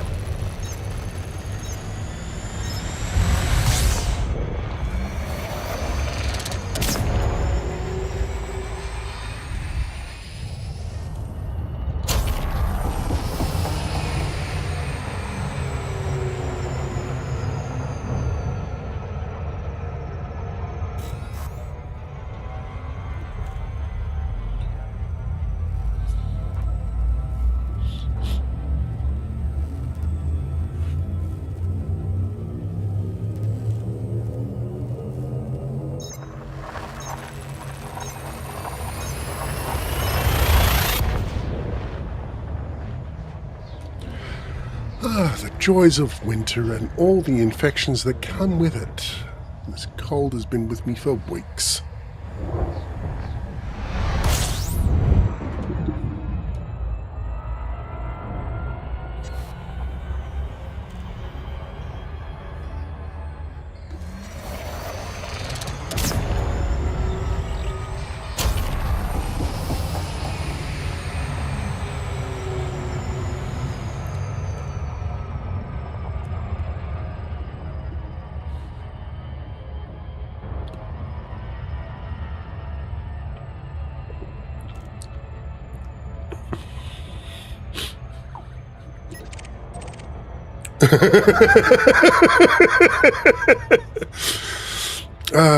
Thank you for that. Yeah, we are there. We are back to building my outpost in the cozy little spot just the other side of Squirrel Spit Nowhere.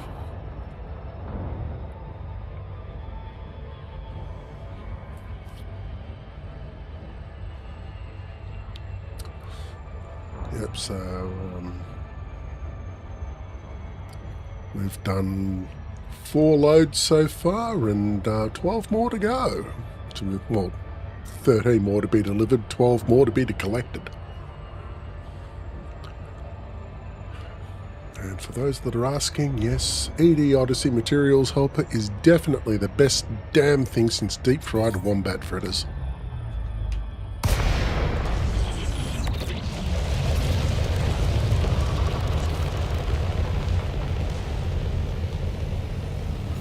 This is one of those projects where I'm actually just sending out a regular amount of dosh to this person's GitHub account every month, just as a way of saying thank you for what you've done so far. Please give us more.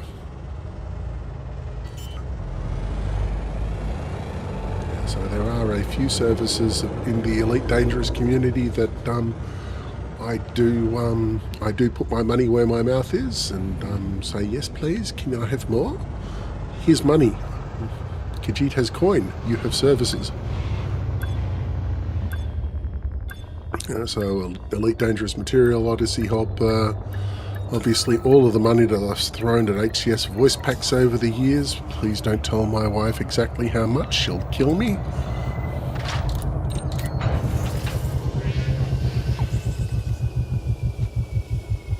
Oh, what you making?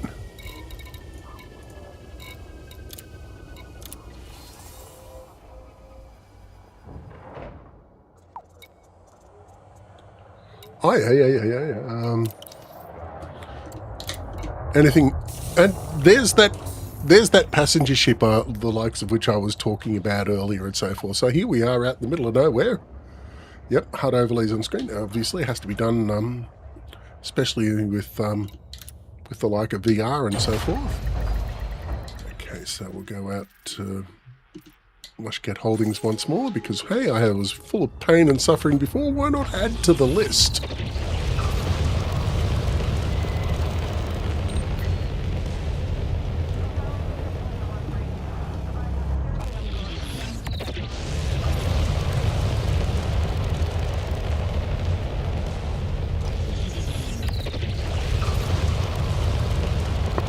Yes, I'm actually quite happy with the recent development of new stuff for flight assists and commander assists and so forth. There was that AI element that was introduced about a month ago. It was just called Elite Intel, and it's a language model-driven AI device, and that looks like it's going to be. If it's not there already, it looks like it's going to be the dog's nuts. And then there was it was just introduced about a week or so ago. It was again a natural language model driven engines with screen overlays and so forth. I think it was, what was it called? I'd have to look at, hang on, bear with me a moment, just having a look-see.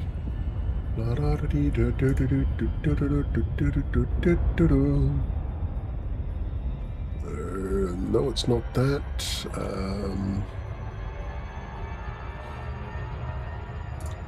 Just have to find it. Is that it?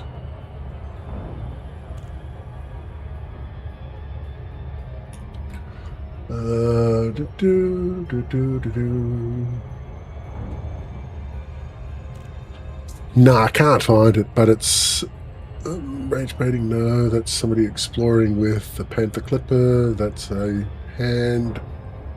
Pilots Federation. Anyway, it's a brand new, like in the last 2 weeks or thereabouts. It's a brand new in-game assist for Elite Dangerous with screen overlay and the like. Again, natural language modeling. Appears to do a couple of things that others don't. Like, for example,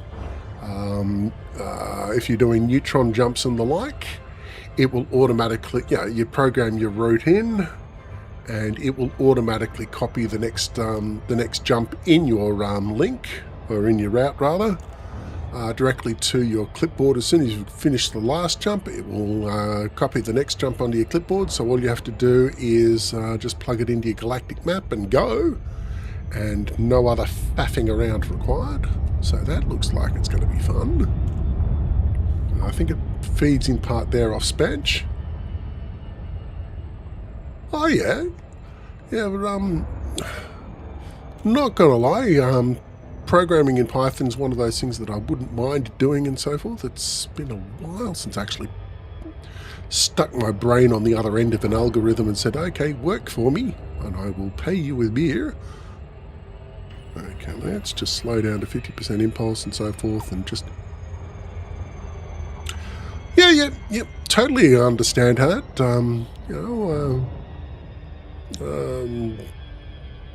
The last time I did any bit of... You can't really call it coding, you'd have to call it marking up. Yeah, let's see, just... way back in the late 90s, early aughts, or early 2000s and so forth, was doing individually handcrafted websites armed only with Notepad as my editing tool of choice. And I was really happy with the results that I was able to produce there, just because, you know, it was... Well, WYSIWYG editors, you know, what you see is what you get. They were generally pants at the time, and coding software like, for example, oh god, what was it called? Hotdog. Hey, there's a blast from the past. So Hotdog was okay, but again, you know, massaging the output into something which you really wanted was almost as much effort as just writing it from scratch in HTML on Notepad was. And at least if you wrote it in HTML from the ground up in Notepad, it had the wonderful advantage of being completely free.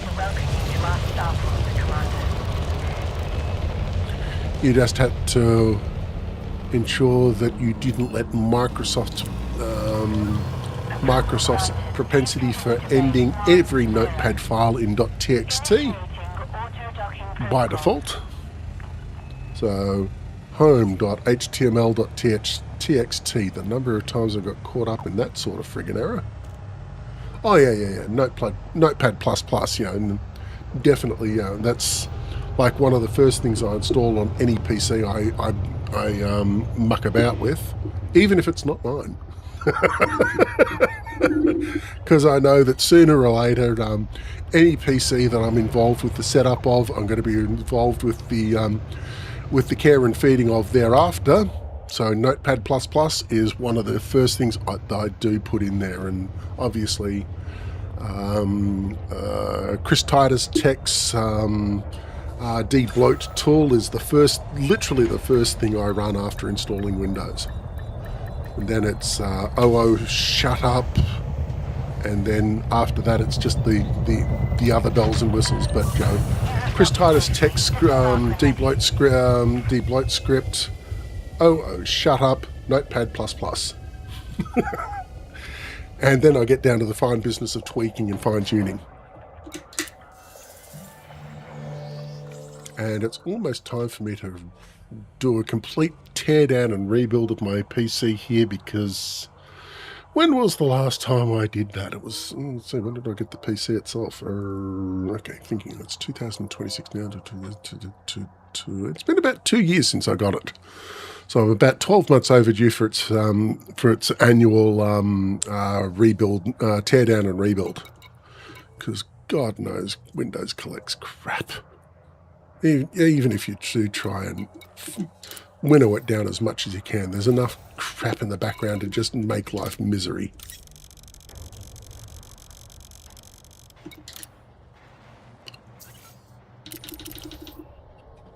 Okay.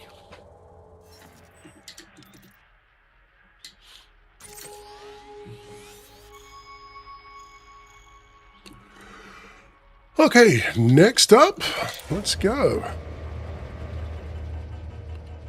So other programs that get installed by default, well, anything that I'm running, it's got PuTTY running because I've got a couple of Raspberry Pis that are doing various lifting, like hosting the DNS service on the household network with AdBlock and Unbound.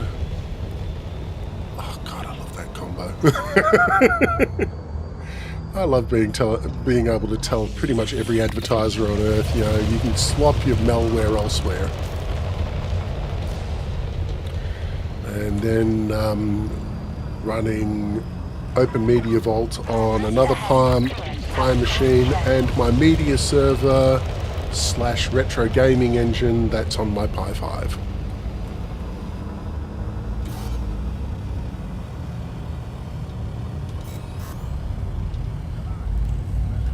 Yeah, that's brilliant.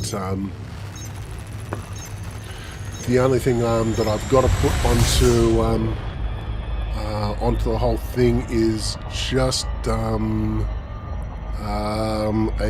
little VPN service so that I can use AdBlock wherever I go in the world, because relying on third-party web servers DNS servers when I'm on my mobile phone to take care of things for me generally doesn't.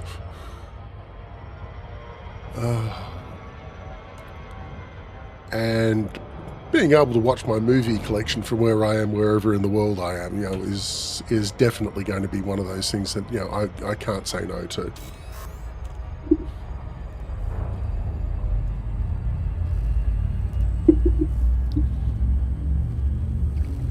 And out with the coffee again.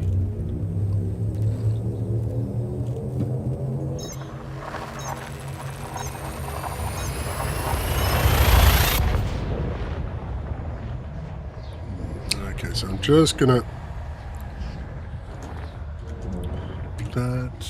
just have to make a quick message to my lovely and tolerant wife. Okay. Eventually it'll pop up. Okay. There's that.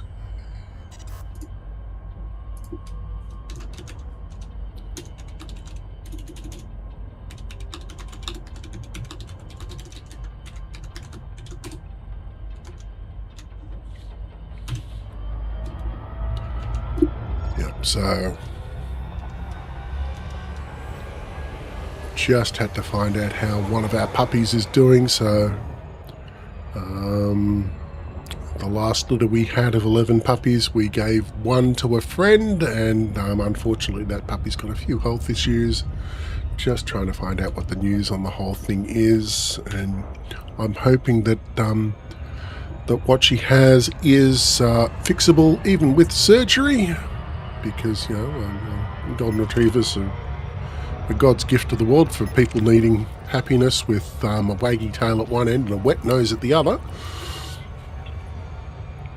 And, you know, I would severely hate for her to have to be put down because there's no other thing that can be done. So, just finding out what the story is there. Here's hoping it's not too bad.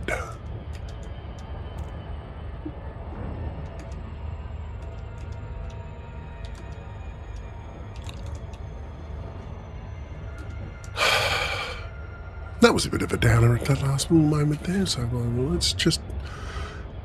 Okay, let's just acknowledge the fact that, yeah, when we bring animals into our lives, obviously, you know, we have to take account of all of the outcomes that may be there, and sometimes it's going to be a long and happy life with us, although obviously any way you slice it, it's still going to be too short, or it's going to be too short by more than half and so forth. But if it's a choice between that and having the four-legged companions that we love so much existing in a life of pain, well, I would much rather that they not have to put up with that pain, even if it does break your bloody heart in the process.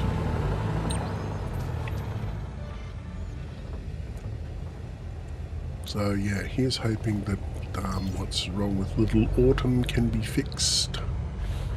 And there's a part of me that's saying, hang the f***ing expense, she's worth it.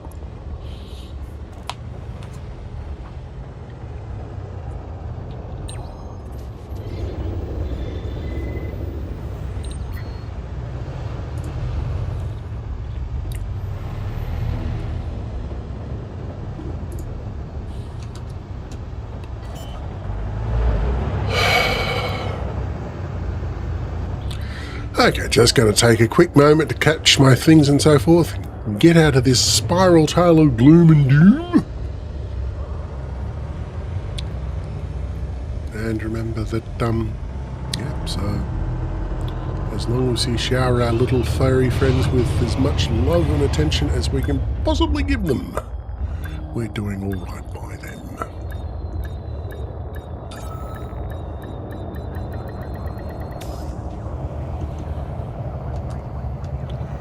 Right, construction services and another load to be dropped off, and I think that's load number 3 of this whole... No, it's just load number 2. Oh, God.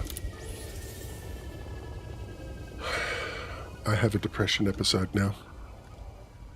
Just because this is just not going to end. Okay, so we've got 2 more loads to go.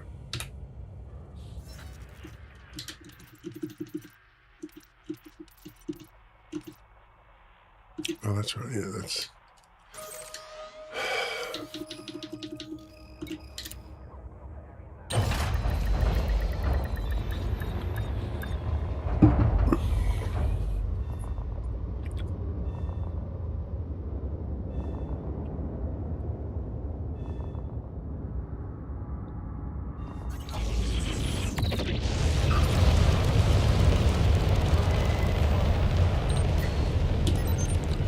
Yeah, watch me play tag with a vulture. Come on. Gonna run into you with my unshielded panther. Come on. Stop running away. Meep, meep. Okay, space madness is beginning to set in. I'm trying to swat a vulture with my panther clipper.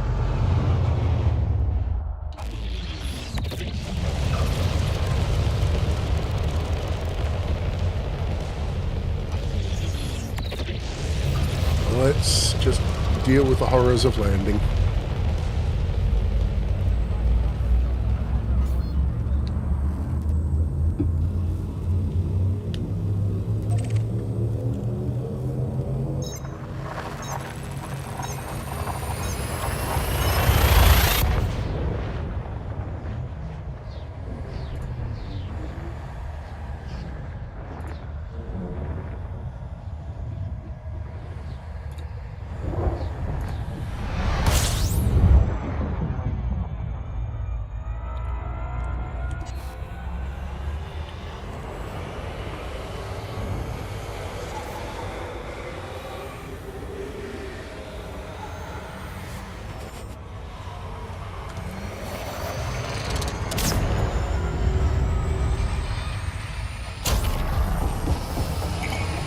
Yay, no loop of shame.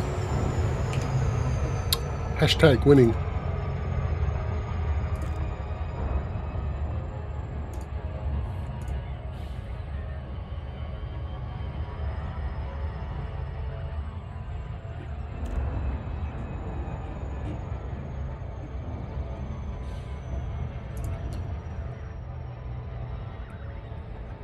Oh my God, is that what I look like on the big screen? Ugh.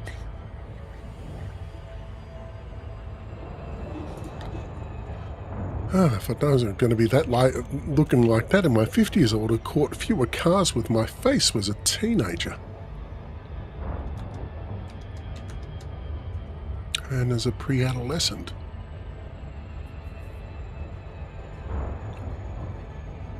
Okay, here we go.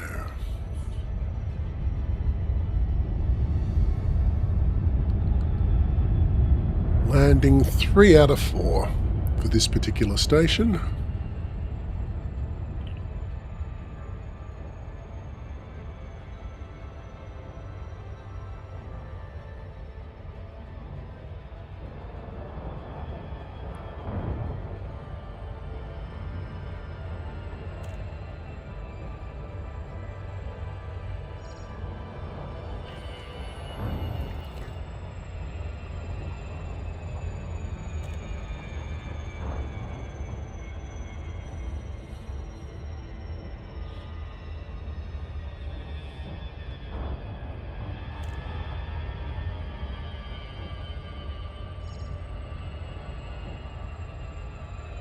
pretty sure that's not going to land me with a travelling too fast. You have to go into normal space now. Bullcrap alert.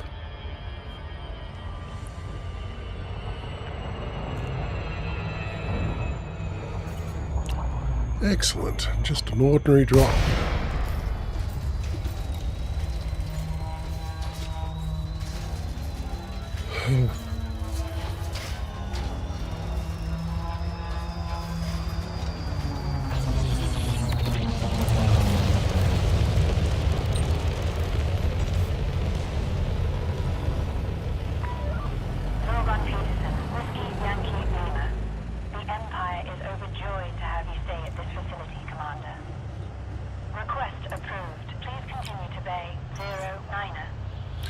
If you're overjoyed to see me at this particular facility, how about doing something to be a little bit more welcoming, like, you know, put the entire facility in orbit?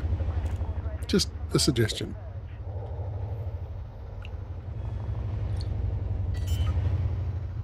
Because all of this ground-based approach and landing and so forth, it begins to fade, it begins to be painful, it becomes a pain, it begins to suck. And yeah, I know we're supposed to embrace the suck, but do we have to all the time? Like, seriously?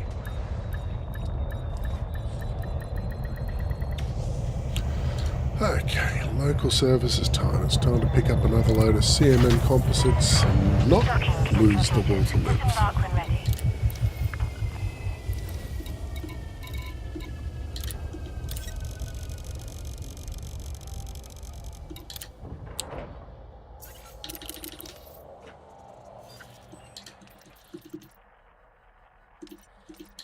On a positive note, I'm getting ever closer to my stated finance target of being able to afford a squadron carrier. Of course, that would actually mean having to have more of a squadron around me than what's there already. So at the moment it's just me and my alt and my favourite middle offspring and his friend and so forth, and busy playing some other game at the moment which involves being a pirate and killing dodos, or being killed by dodos, as the case may be. So it's I can't remember the name of the game. It's something involving pirate ships that was released only recently, and that's got both of their attentions like nothing else. Oh.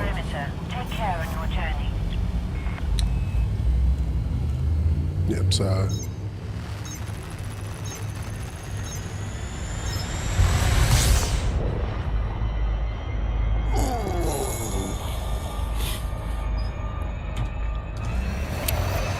my middle child has got a position in the squadron already laid out for him. All he needs to do is just accept the invite and embrace the suck.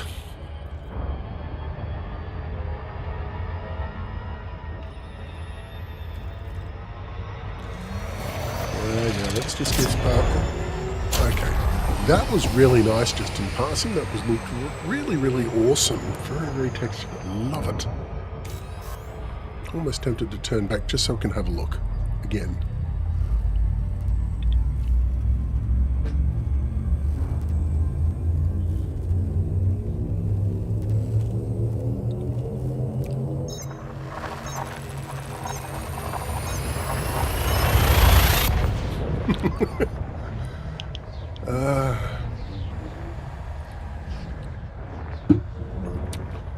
And yep, so just looking at a pinned comment from Mark Gamer01 from a little while ago, talking about the picturesque nightmare of a tourist hellhole that I've created in my system, and was talking about how I'm almost tempted to buy and spend the 5,000 arcs required just to call my tourist installation New Pyongyang, because it's an absolute hole.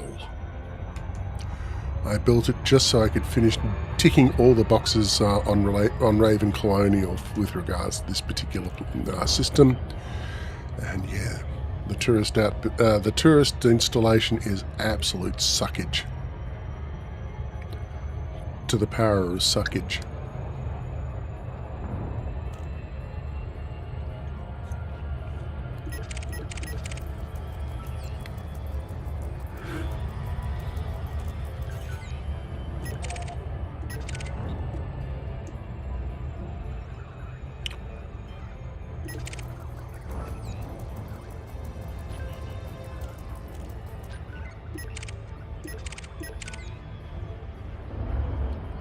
Okay, come on. One last trip after this to get the CMM composites and we can go back to the much more civilized journeys between stations.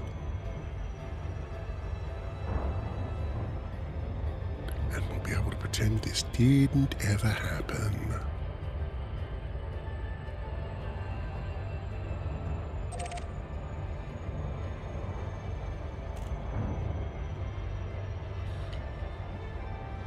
Oh, that's right. One of the talking about the programs that I automatically install on any of my PCs before anything else happens. Definitely one of them is, and this is a program I've been paying for absolute years just because it is so wickedly awesome. It's a drop-in replacement for Windows Explorer, so the file manager on Windows is absolute and utter garbage. And the program that I do use is called Directory Opus by GP Software, and it is an absolute freaking joy to use. I've been been using that program in one form or another. I actually started using Directory Opus back when it started out on the Commodore Amiga. Showing my age. So, yeah. So, and I was absolutely overjoyed when I found it on PC as well. Oh God, what version did I start using on PC? I think it might have been it was version 6. And we're now up to version 13, and, I've been paying for every major upgrade ever since, and just put myself down for a 3-year subscription, all $70 of it, so that I get more updates and so forth, because god damn it, they're worth it. They are totally worth it there. If I'm willing to spend, like $80 on a stupid amount of ARCs on the Frontier Game Store, spending an equivalent amount for a software subscription that I find genuinely useful. Oh, that soft drink is coming back to bite me. Yeah, so is, in my opinion, absolutely money well spent. And yep, so happy to say that, while I may be a rampaging, what's the word? I don't want to use the word pirate. Aficionado of distributed archival backups of various types of media. Let's just call it that. But GP Software and Directory Opus is definitely something I have absolutely no hesitation at all in shelling out coin for. If you haven't tried it, they've got a 30-day trial that you can use. And after that, obviously, you'd have to pay for it. And yeah, they're not sponsoring me or paying for this at all. This is a completely impromptu, unscripted, and possibly incoherent endorsement of a product that I find to be absolutely brilliant. Okay, let's go back to final trip into the land of gravity.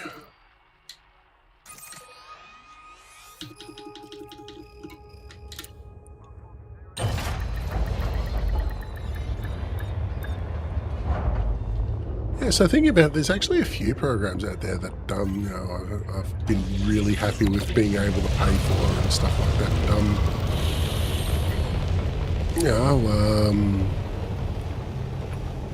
Obviously, my HCS voice packs are one of them. A few of the elite dangerous tools and so forth that are out there being actively developed.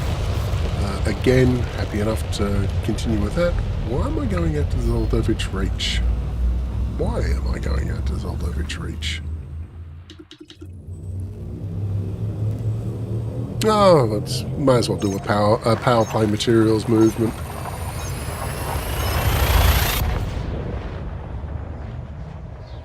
How am I doing? I'm so confused. Is it Mushket Holdings or Zoldovich Reach? It's Mushket Holdings.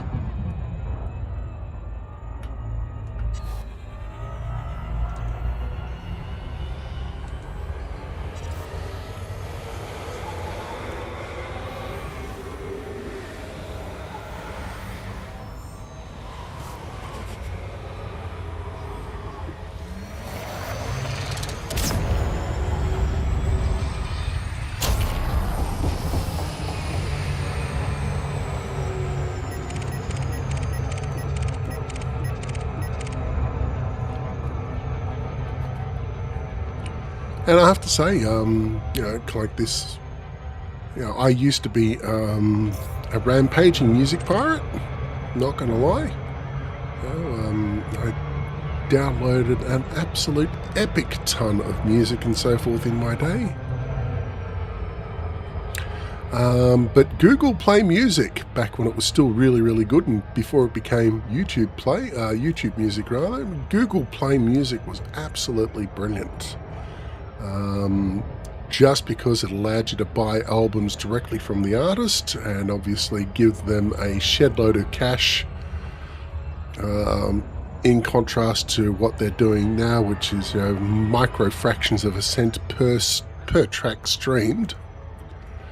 So Google Play, you pay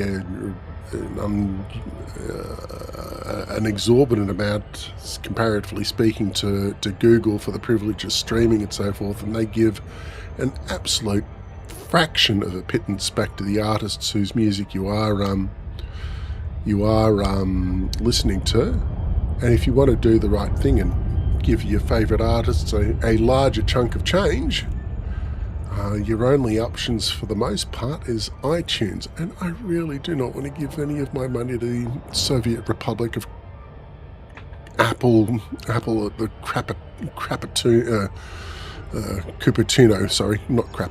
Cupertino, California, because, oh my God, I have my own issues with Apple. Their software treats me like an idiot that can't be trusted with crayons. Their idea of a smartphone isn't.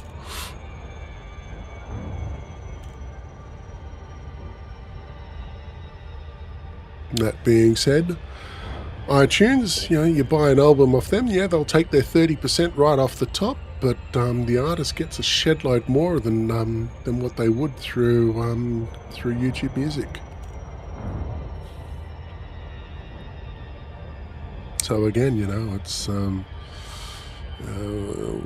what particular demon of horrors do you want to be pummeled by? Do you want to be pummeled by Apple, or do you want to be pummeled by do no evil Google? And do no evil my butt.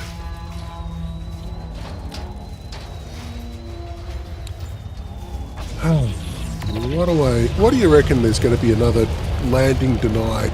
Pads are full at the end of this particular extraordinarily grotesque glide.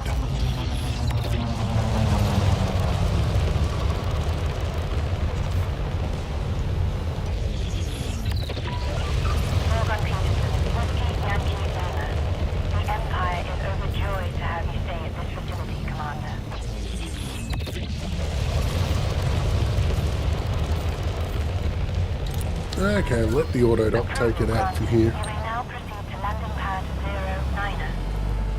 Ready for automated docking sequence. Okay, how are we doing? Oh, and I do hear the sound of my dogs barking in the background, demanding entrance back into the house. Okay.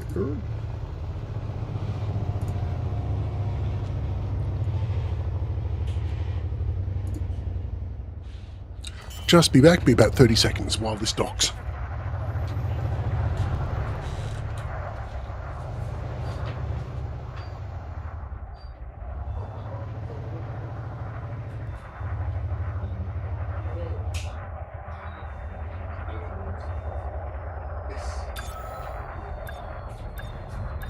Yep.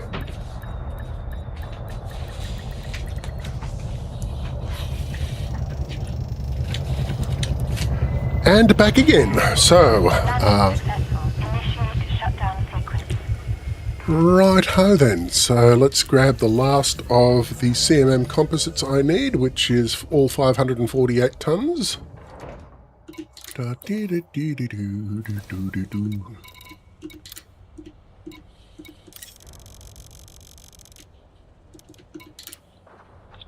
And we'll top off with, what have we got here on the spike? Okay, we'll complete the collection of aluminium. We only need 500 of those, so that'll be one more category closed off. And we'll top up with titanium. Why not? Right then.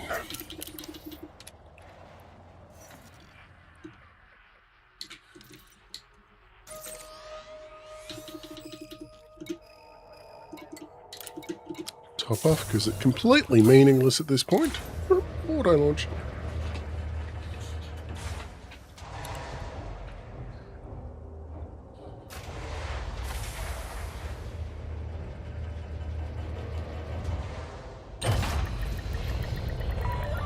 Landing pad restraints disengaged. Clear to depart when ready.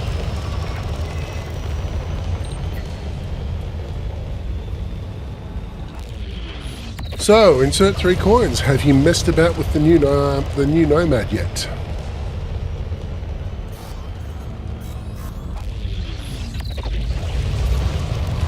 Ah, yes, I remember the first time I again dropped it into my Caspian and took it out for a bit of a spin. Oh, you went to Beagle Point. I didn't really go that far. Obviously, I was in the middle of system development in all of this, but I did take time out to involve myself in the exobiology community goal that we had last week. And, oh my god. Just to say, the Nomad makes finding some... Oh, Type 11 Prospector, nice. Unconventional, but nice. I just want... Why do you keep hitting the boost button, Doug? It's not going to get you to the 23.6 light years any faster. Oh, it was brilliant. One of the first times I was mucking about with the Nomad, I literally... got up out of the pilot seat, turned around, and there was a biosample waiting there in the Nomad waiting for me. So I didn't even have to leave the ship to scan my to scan it. It was brilliant.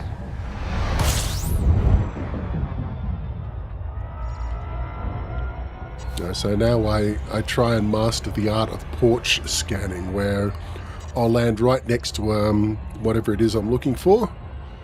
And I will try to engineer it so that I don't even have to step outside of the ship in order to scan something that's going to be there waiting for me.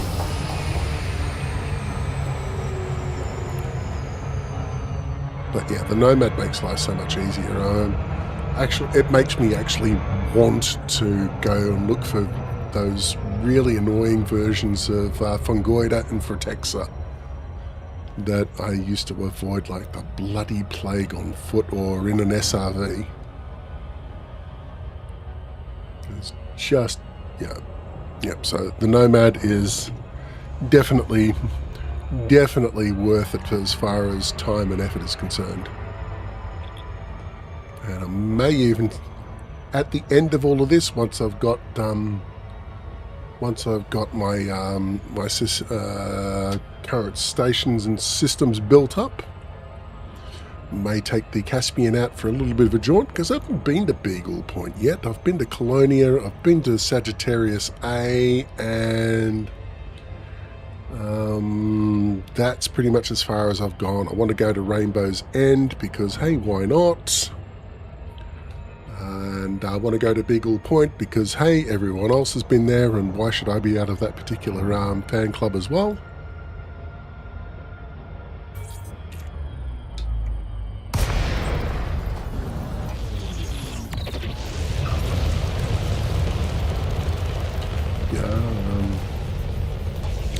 And getting out to Colonia in a Caspian with neutron jumps and so forth has got to be way, way better than jumping out there in a D-rated Sidewinder with a fuel scoop. That was a nightmare.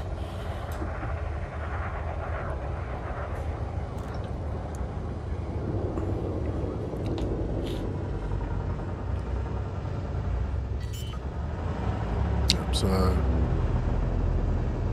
it was 2000, and I think it was Boxing Day 2019. I got it into my head that I was going to jump from Hutton Orbital all the way out to Colonia in a D-rated Sidewinder. So no engineering, pretty much everything was D-rated, including the frameshift drive, because you got to be pure on this sort of thing. So everything was D-rated, no engineering, a fuel scoop, extra fuel tanks, and a one-way ticket to Colonia. And it was so crushing, soul destroying, even making the jumps 10 light years at a time. How I did not go insane through all of that, we'll never know. Okay, let's finish off this construction here for the composites and the aluminium.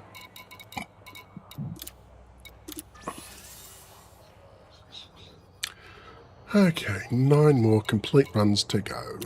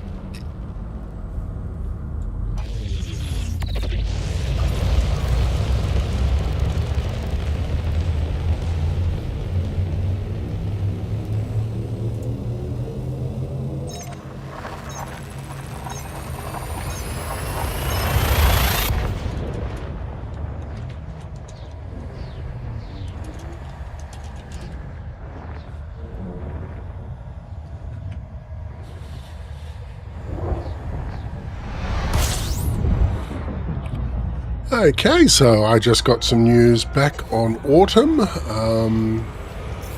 puppy that we're a little bit concerned about.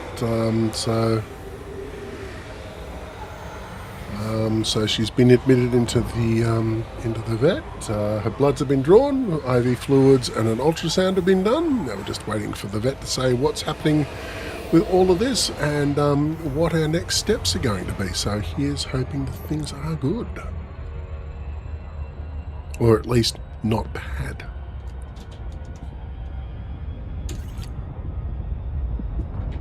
Okay, how are we doing here? So 2022, just slow down to the 75%.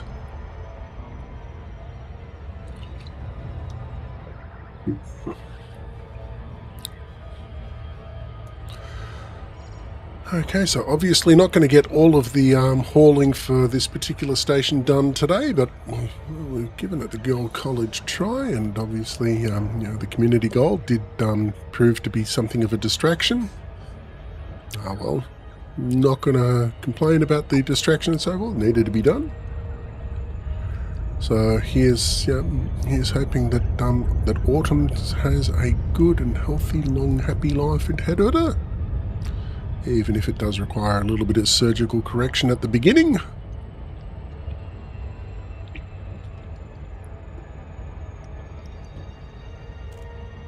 Okay, I'm definitely going to have to take off from Zeldovich Reach and just do a little bit of a buzz of that particular moon or planet that it's orbiting, because hot damn, since the lighting update, the texture's just looking so much better.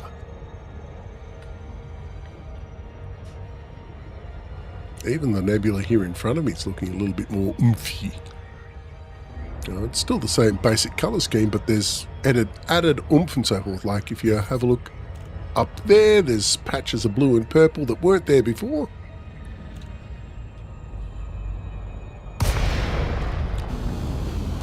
So definitely 10 out of 10 for Frontier Developments and their lighting update, Jan. Very much appreciated. You knocked it out of the park on that one. Please do more. Not that I'm greedy or anything. Approval granted. Set down on landing pad 205. Clear for automated approach, Commander.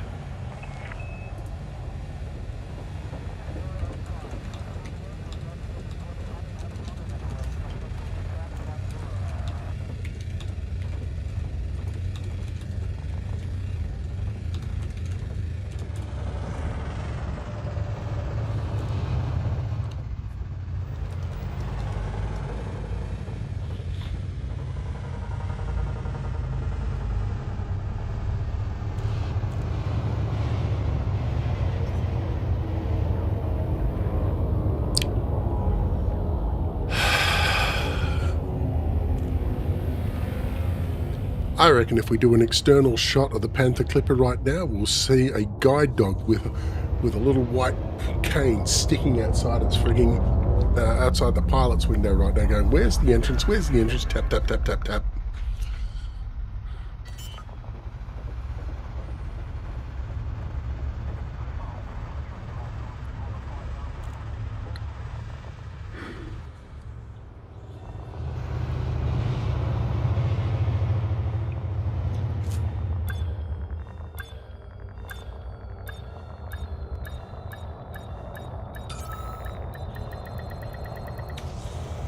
Okay, let's see what we can do with power play materials. Can we get a double batch? Landing complete. Execute system shutdown.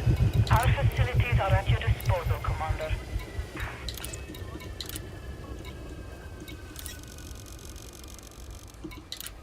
Double batch? No. Disappointing.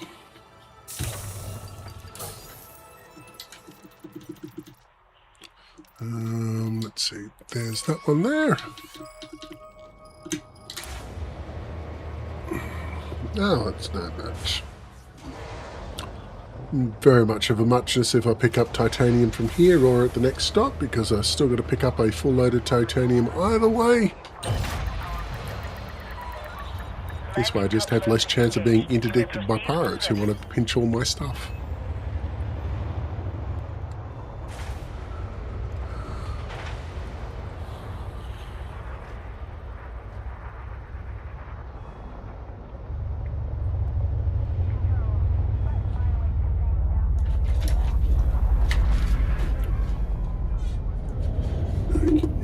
GCM.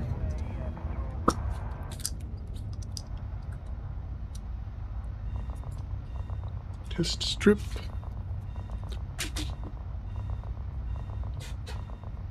Stabby pointy thing. The glamorous life of a diabetic. Gotta love it.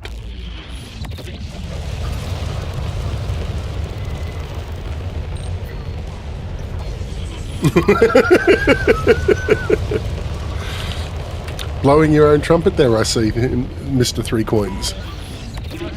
Post the link. Imperial Flight Operations Bureau, now signing off.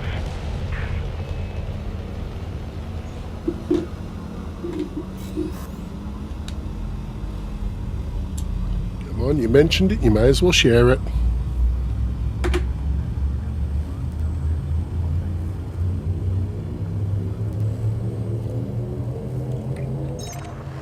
How are we doing? A very acceptable 5.4 millimoles per litre.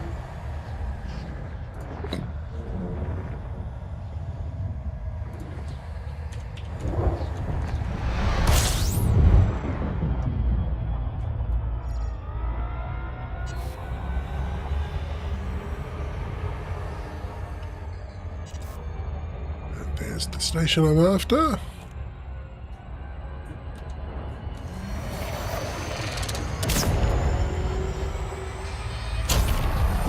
And I'm going to do a loop for that. Yep, there we go. Loop of shame time. Yeah, I'll have a look at that. Void compass. Yep, definitely be having a look at that. Might even inspire me to start picking up my Python pen and, learning. Is this going to be a double loop of shame that I'm doing here? Okay, I hope not, because that would be embarrassing. Let's just do a loop of shame followed by a duck and weave of embarrassment. There we go.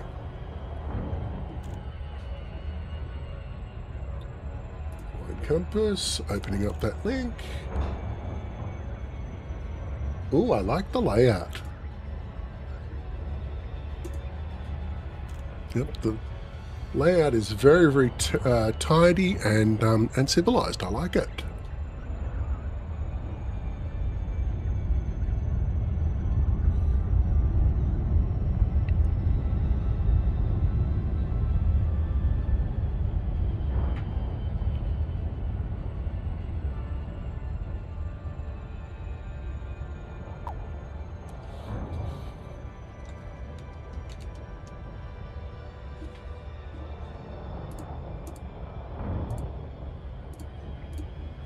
Six months of work looks more polished than a mere 6 months would suggest. So yeah, top hats off to you for that one.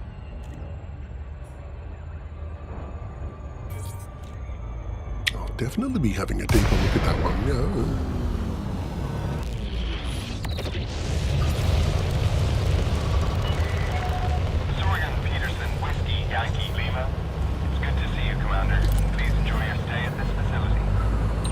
Access granted. Cleared for landing on pad 17.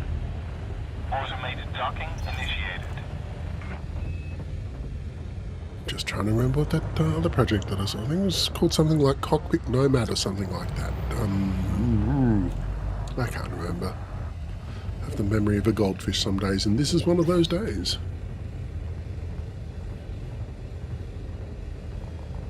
Oh well. Whoop. Out with the oldie cola.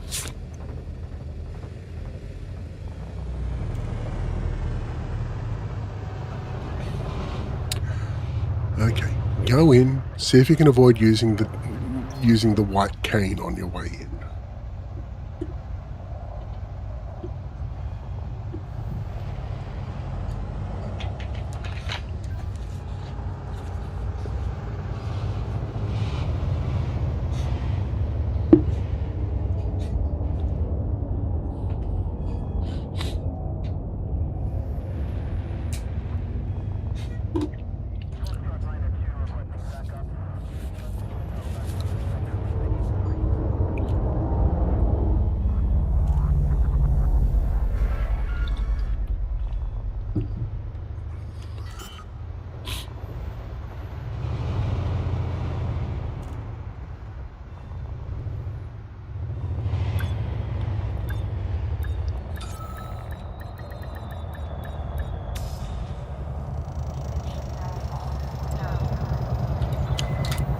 Right.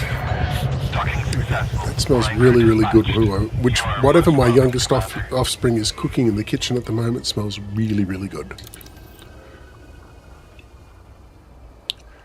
And has anyone noticed that the randomly generated portraits in this game, they all have necks that are like a humid giraffe hybrid? I mean, look at that neck there for Brasida Christian.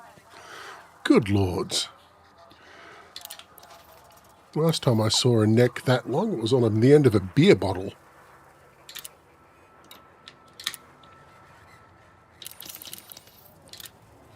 Okay, commodities. Yes, we're going to be picking up more titanium because, well, there's always room for titanium.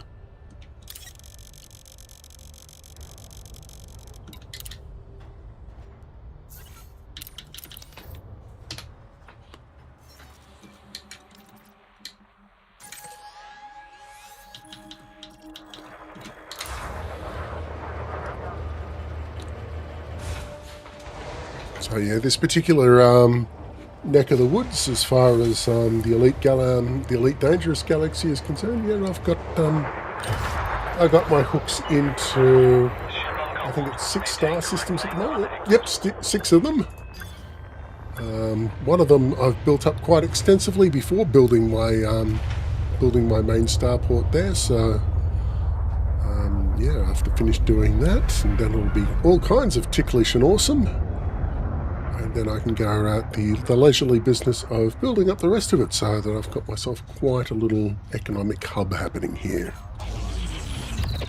No other reason than to say, hey, look, I can do this whole long-term development game and so forth, and not be driven to space madness by it all.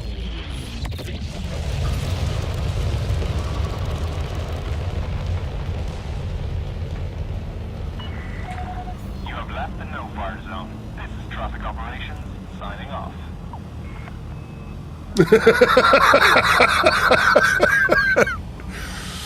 Yeah, I think space madness for me hit sometime in mid-2020. That D-rated Sidewinder in Colonia.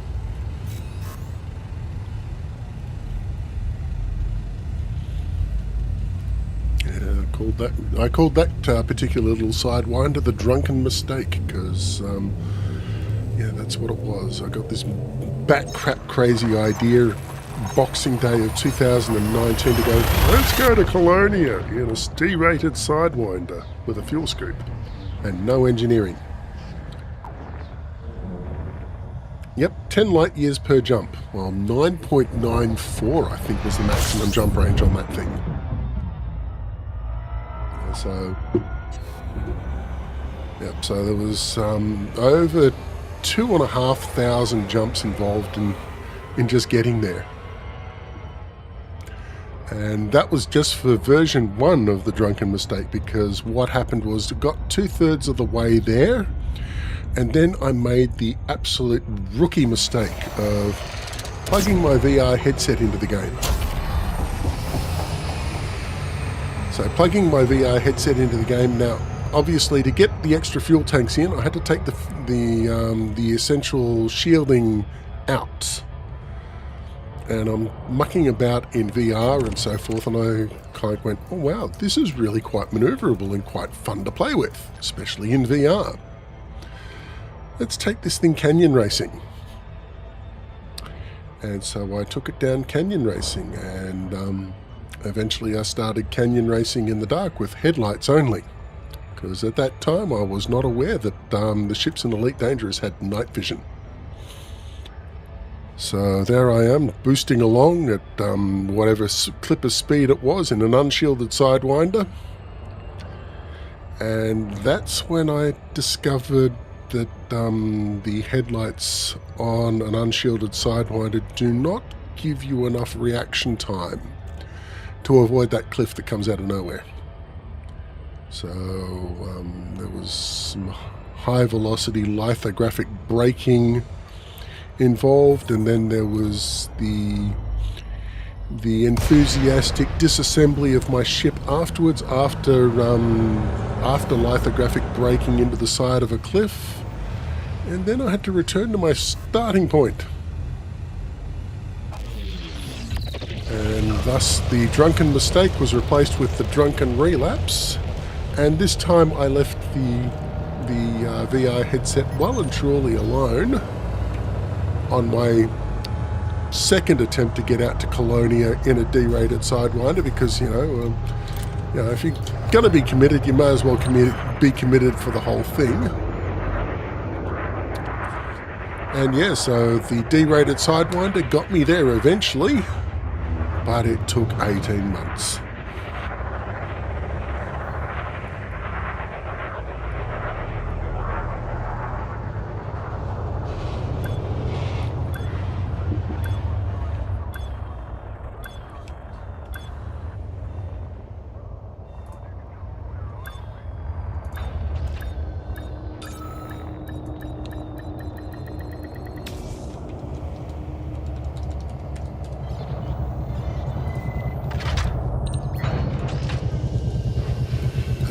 Construction services. Oh yeah, we still got time. We might even get the titanium finished up before or after log off. Okay. So over to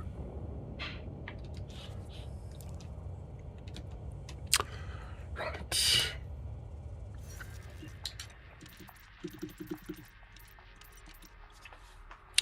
What am I looking for? I'm looking. That's what I'm looking for. You ever had one of those complete brain fade moments? You can share mine. You can share mine if you like.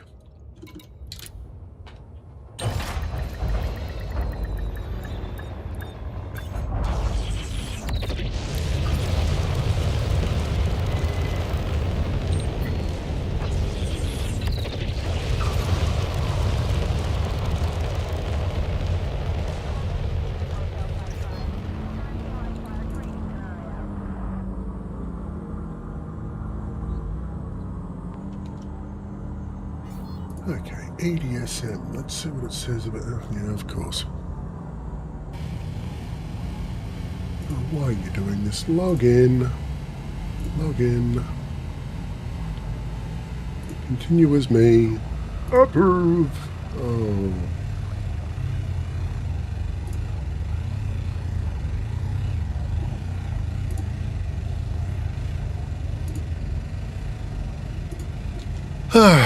So EDSM is giving me fun and games and giggles at the moment with not being able to log in properly. So,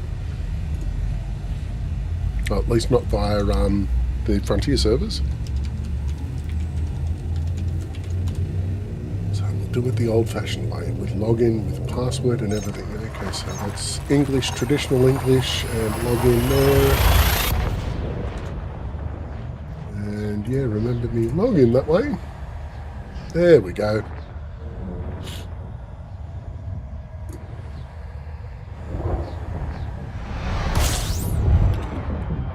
Okay.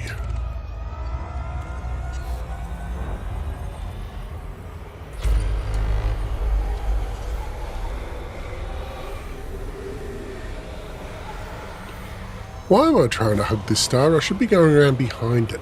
Good Lord.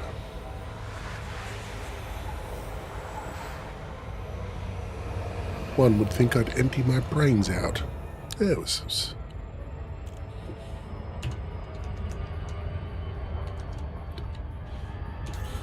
Okay. That button, not the other one.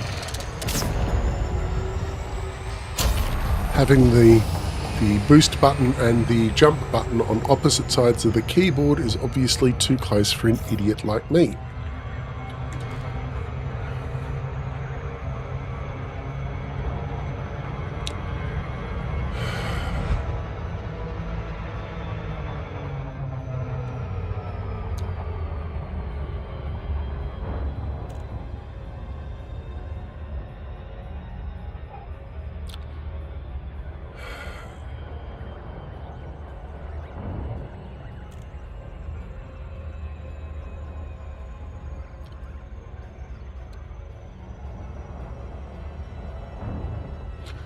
Remember I was talking about idiots? So it seems like some idiot let the idiot dog outside and now the idiot dog wants back inside. And no, I was not the idiot who let the idiot dog outside. I can hear her barking in the background.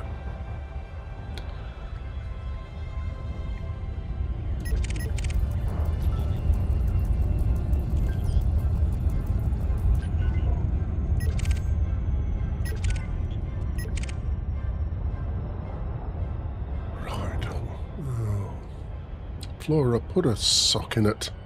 You're a golden retriever. Socks should come easily enough to you.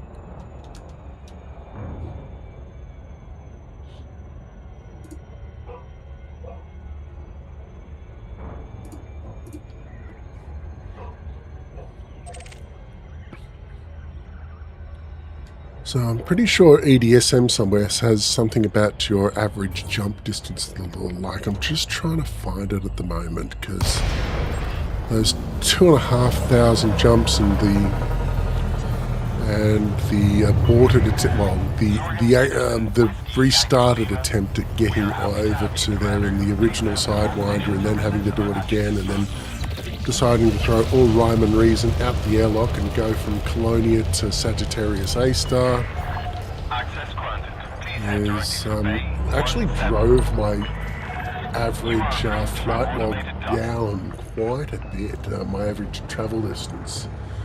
I'm just trying to find the actual overall statistics. Flight log, my logbook, what's that? That's, nope, that's badges, profile, I don't think it's there. Hang on, combat, crime, smuggling, trading, mining, exploration.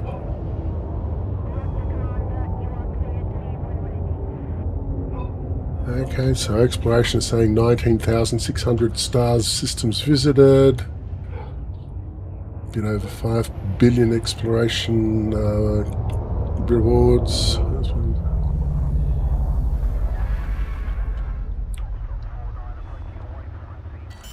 Hang on, it doesn't tell me the average, but it's okay, it gives me the total and the number of jumps. This will be fun. Mr. Calculator, where are you? So that's distance is 725, 283 divided by... Docking complete. Greybeard dispatched. My average jump, average distance per jump has gone above 20 light years per jump for the first time that I can remember. Oh, it was less than 15 at one stage. Okay, so pick up more titanium.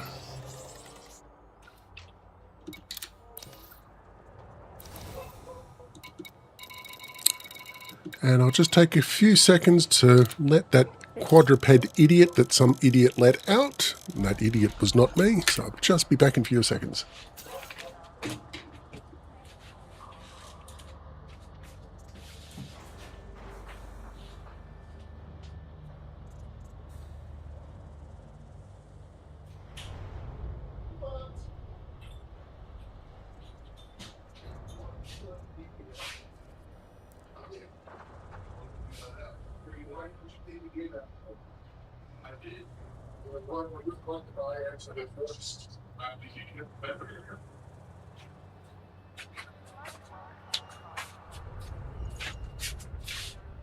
Oh.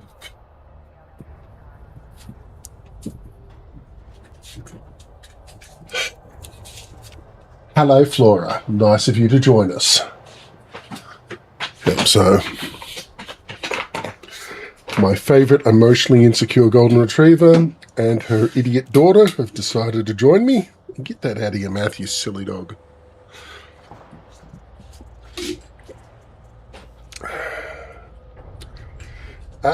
You're not rampaging off with one of my socks, girl. For today's game of what does Nova have in her mouth this time? Oh, Lord.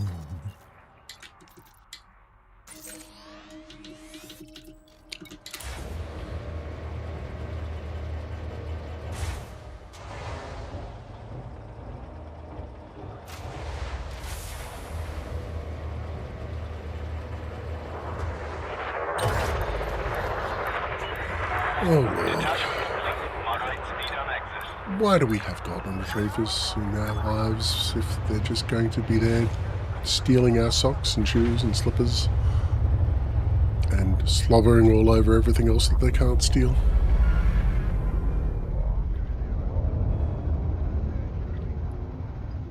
Surely we don't need that much derp in our life, do we?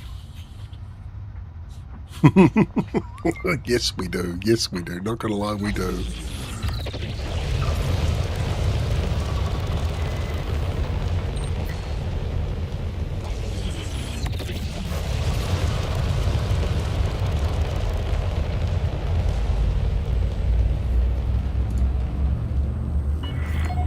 Clear of the station. Have a safe journey.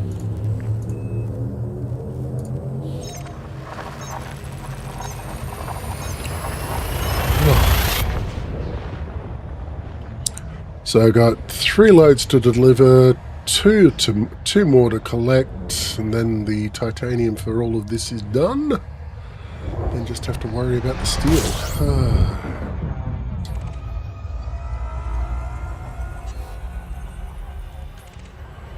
And no, I do not need to scan this system again. Gods, Pavlovian response driven into me by so many exploration jumps. Seriously?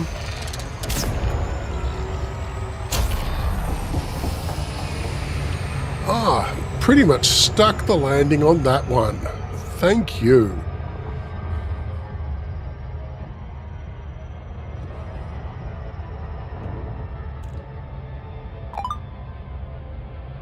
Sorry, it's been minutes since I last looked at a picture of a puppy.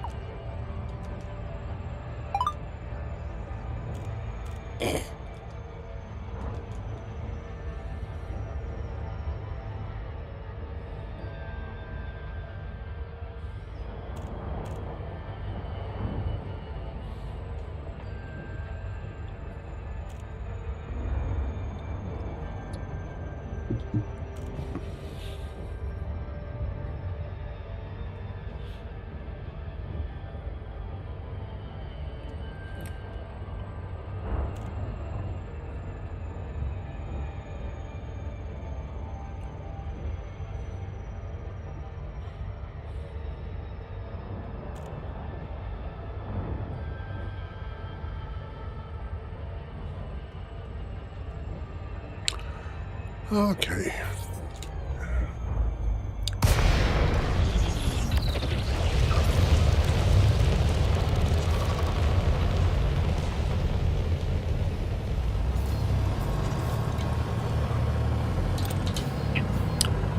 Yep, so definitely this won't be having any streams before Monday. So I might do one after work, say tomorrow or on Sunday. Depends on how I'm feeling and so forth, and how badly the shift treated me and so forth, and whether or not I really do need to attack that bottle of whiskey I've got hiding in my closet. Not that I have a drinking problem. Alcohol is a solution. It's mixed with water, it's a solution.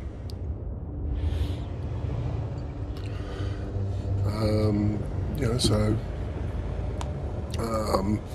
might be an impromptu stream sometime on the weekend.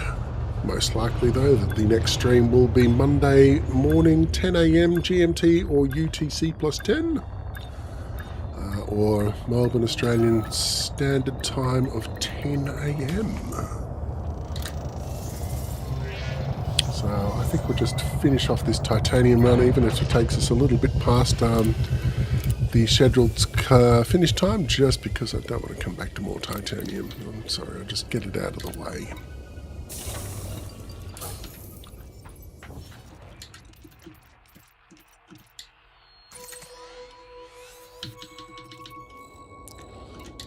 There we go. So hopefully I'll have a little bit of gumption and so forth to finish off the steel portion of this sometime on the weekend, and then I may very well go back and inflict my presence on the community goal again. I'll keep things there honest, or at least marginally less corrupt, depending on your point of view.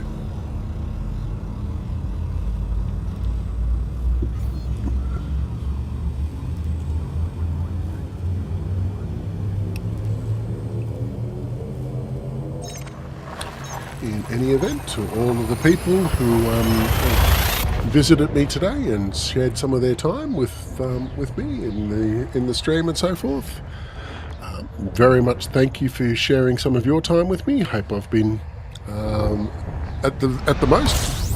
I hope I've been entertaining at the very least. I hope I've been less of a disappointment than would otherwise be indicated.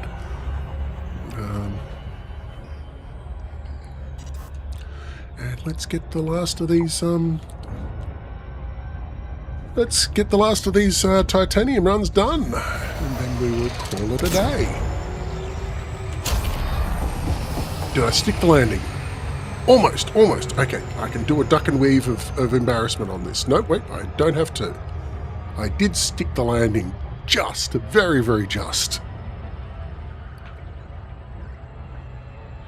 This is definitely skin of my teeth territory here. And insert 3 coins. It's been absolutely delightful having you with us today. Hope to see you again on Monday, and if not, well, there's always Wednesday and Friday after that. And of course, there's also the random streams as well that will be taking place as well. But because they are totally unscripted, there won't be. I doubt there'll be any sort of Twitch announcement when I do start streaming. But hey, maybe there will be. I really couldn't tell you for sure. Pretty much all the people that I subscribe to on Twitch stream regularly.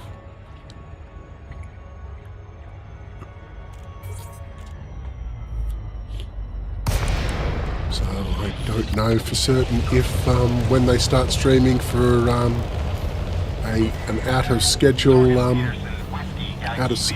schedule event, whether or not it gets announced. I think it does. Can't be certain. Access authorized. Please head directly for Bay 2-4.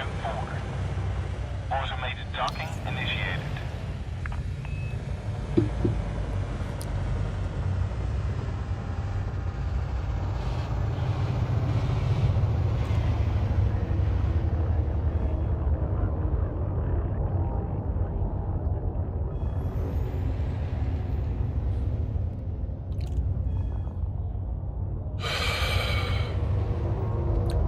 Mr. Autopilot, you're deeply disappointing to all of us.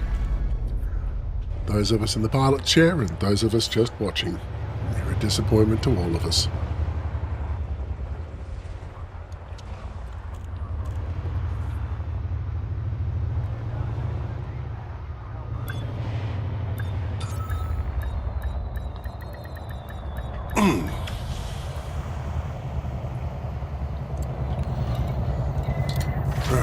Let's get that titanium. Commence power down. Station services are at your disposal.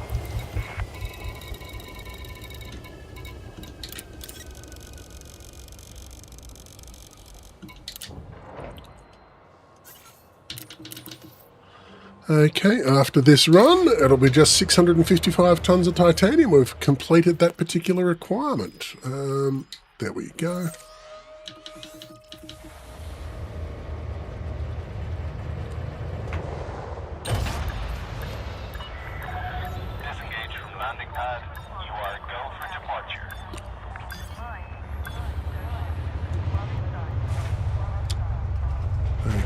Are you going to scrape the paint?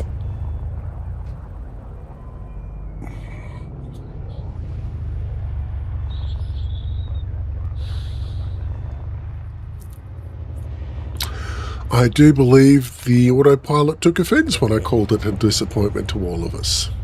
That's the only explanation I have left.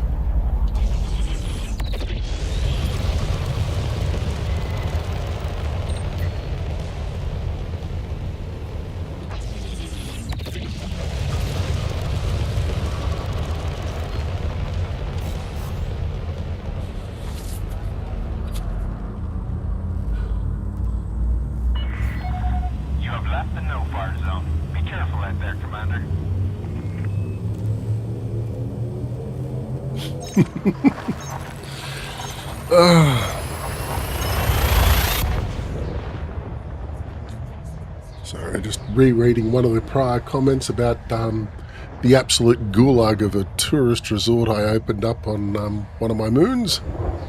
Yep.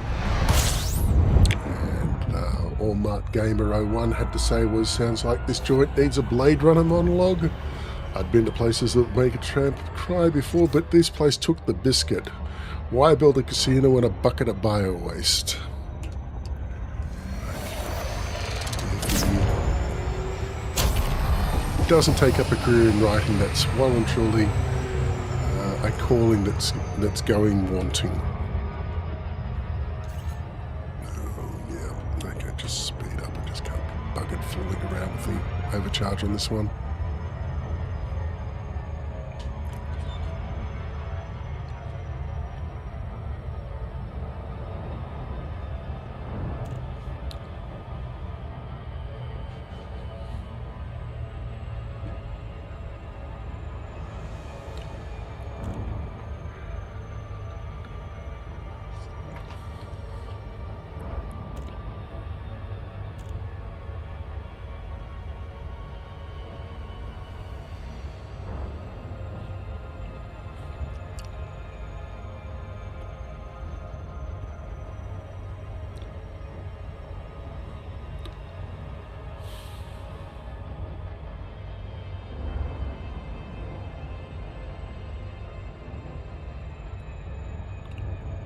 Okay.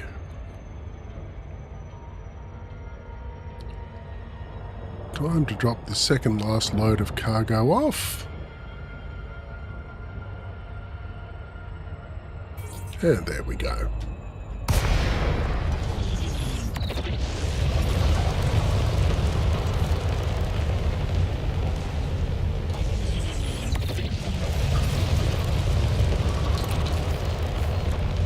Okay, where are we going to do? Ah, we're docking topside.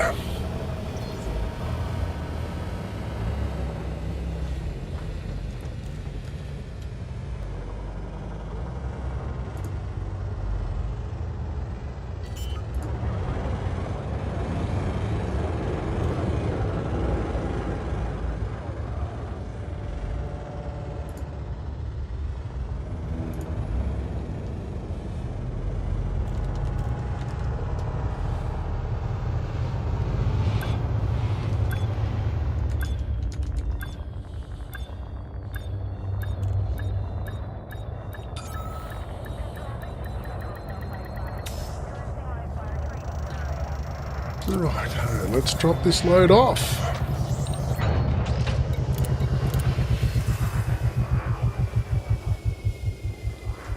Right, that's that. Final load of titanium, and then we can call it a day.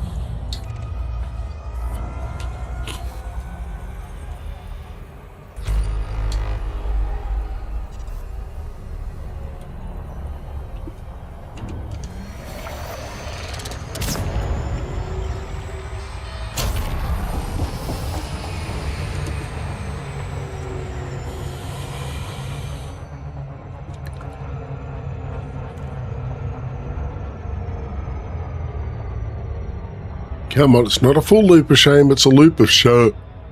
Not shame, sure. There we go.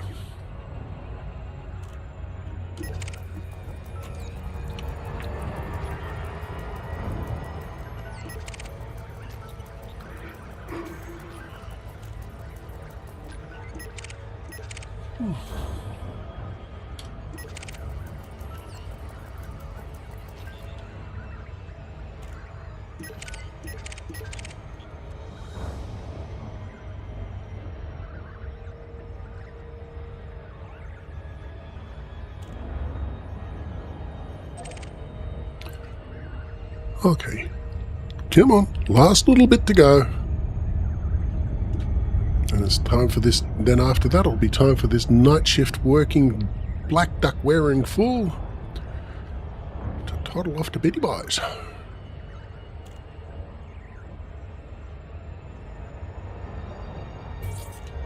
Because, not going to lie, it actually feels at the moment like somebody stuffed some sandpaper underneath my eyelids, and it's really beginning to hurt. Zorgan Peterson, Whiskey Yankee Lima. Welcome to the station, Commander.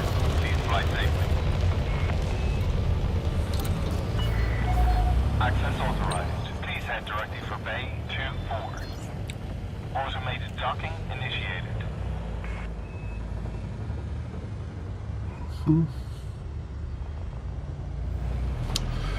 Okay. Do.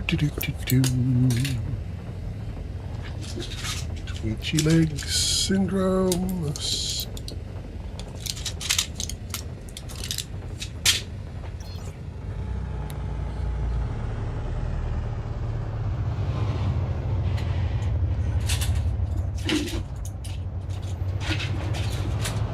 Finally, the aspirin.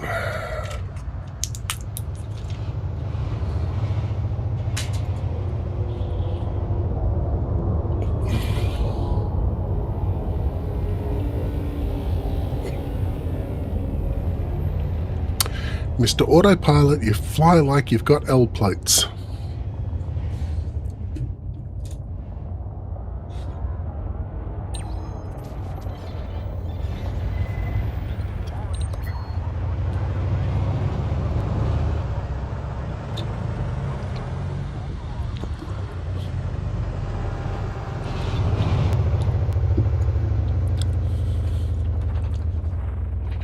Oh, really? We're out here now, are we?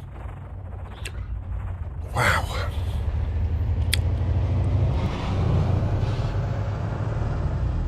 It's like Elite Dangerous doesn't want to shut down at the moment. It's just going, how can I draw this out?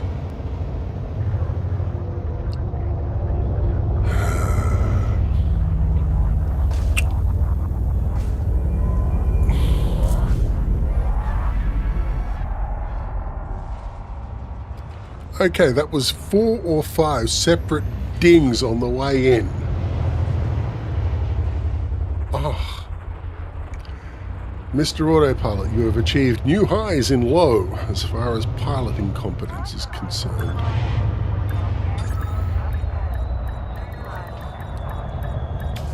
I am impressed. Not even I suck that hard at flying through the toast rack. Confirmed contact. Perform landing checklist. Greetings, Commander.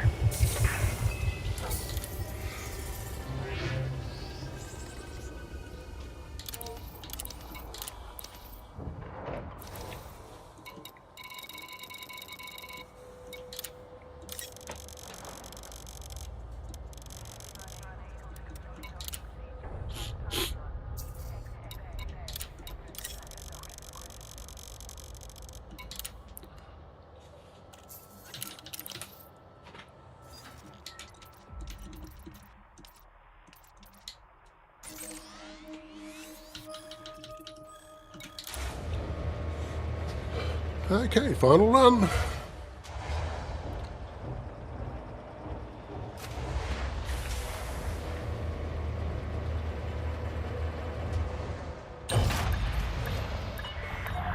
Ship uncoupled. You are go for departure.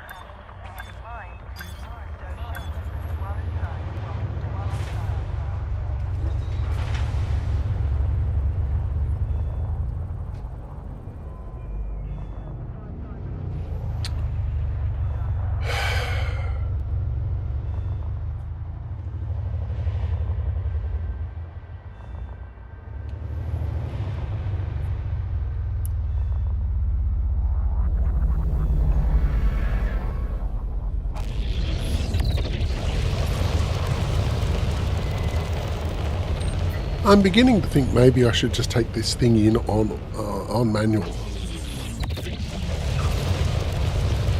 Certainly can't be any worse.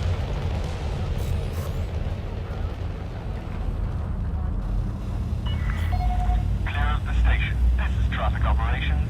Signing off.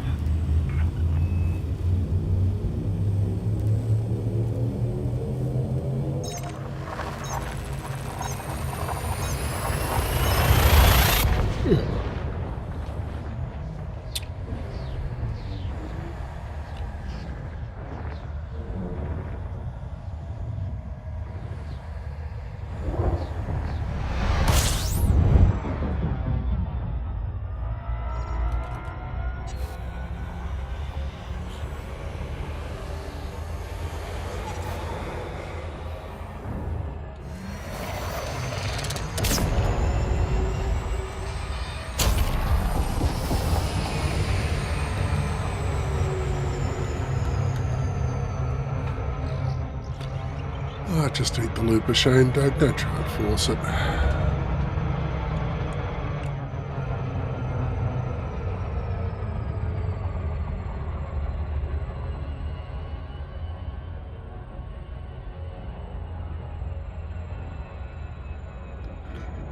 Phew. There you are.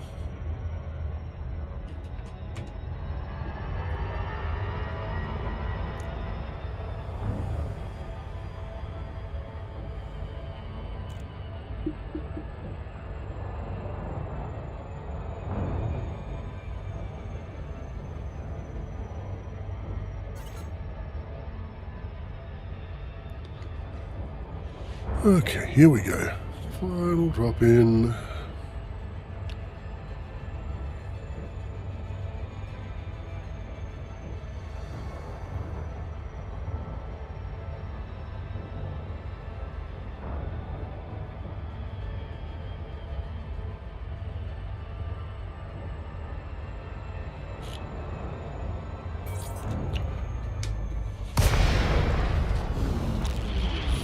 Okay, here we are. Final run for the day.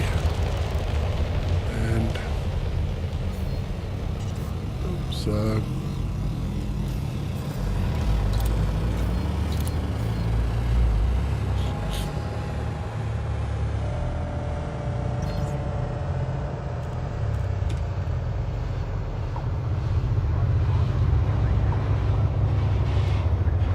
thank you, Arthur07. Okay, thank you for the comment and so forth. And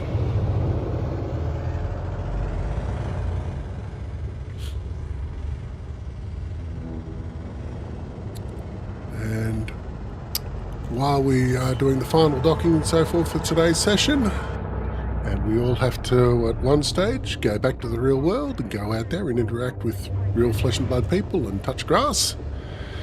While you're out there and away from the safety of your computer, be good at it, or be careful. And whatever you do, don't do anything that I do, because that would be terribly, terribly boring and dull.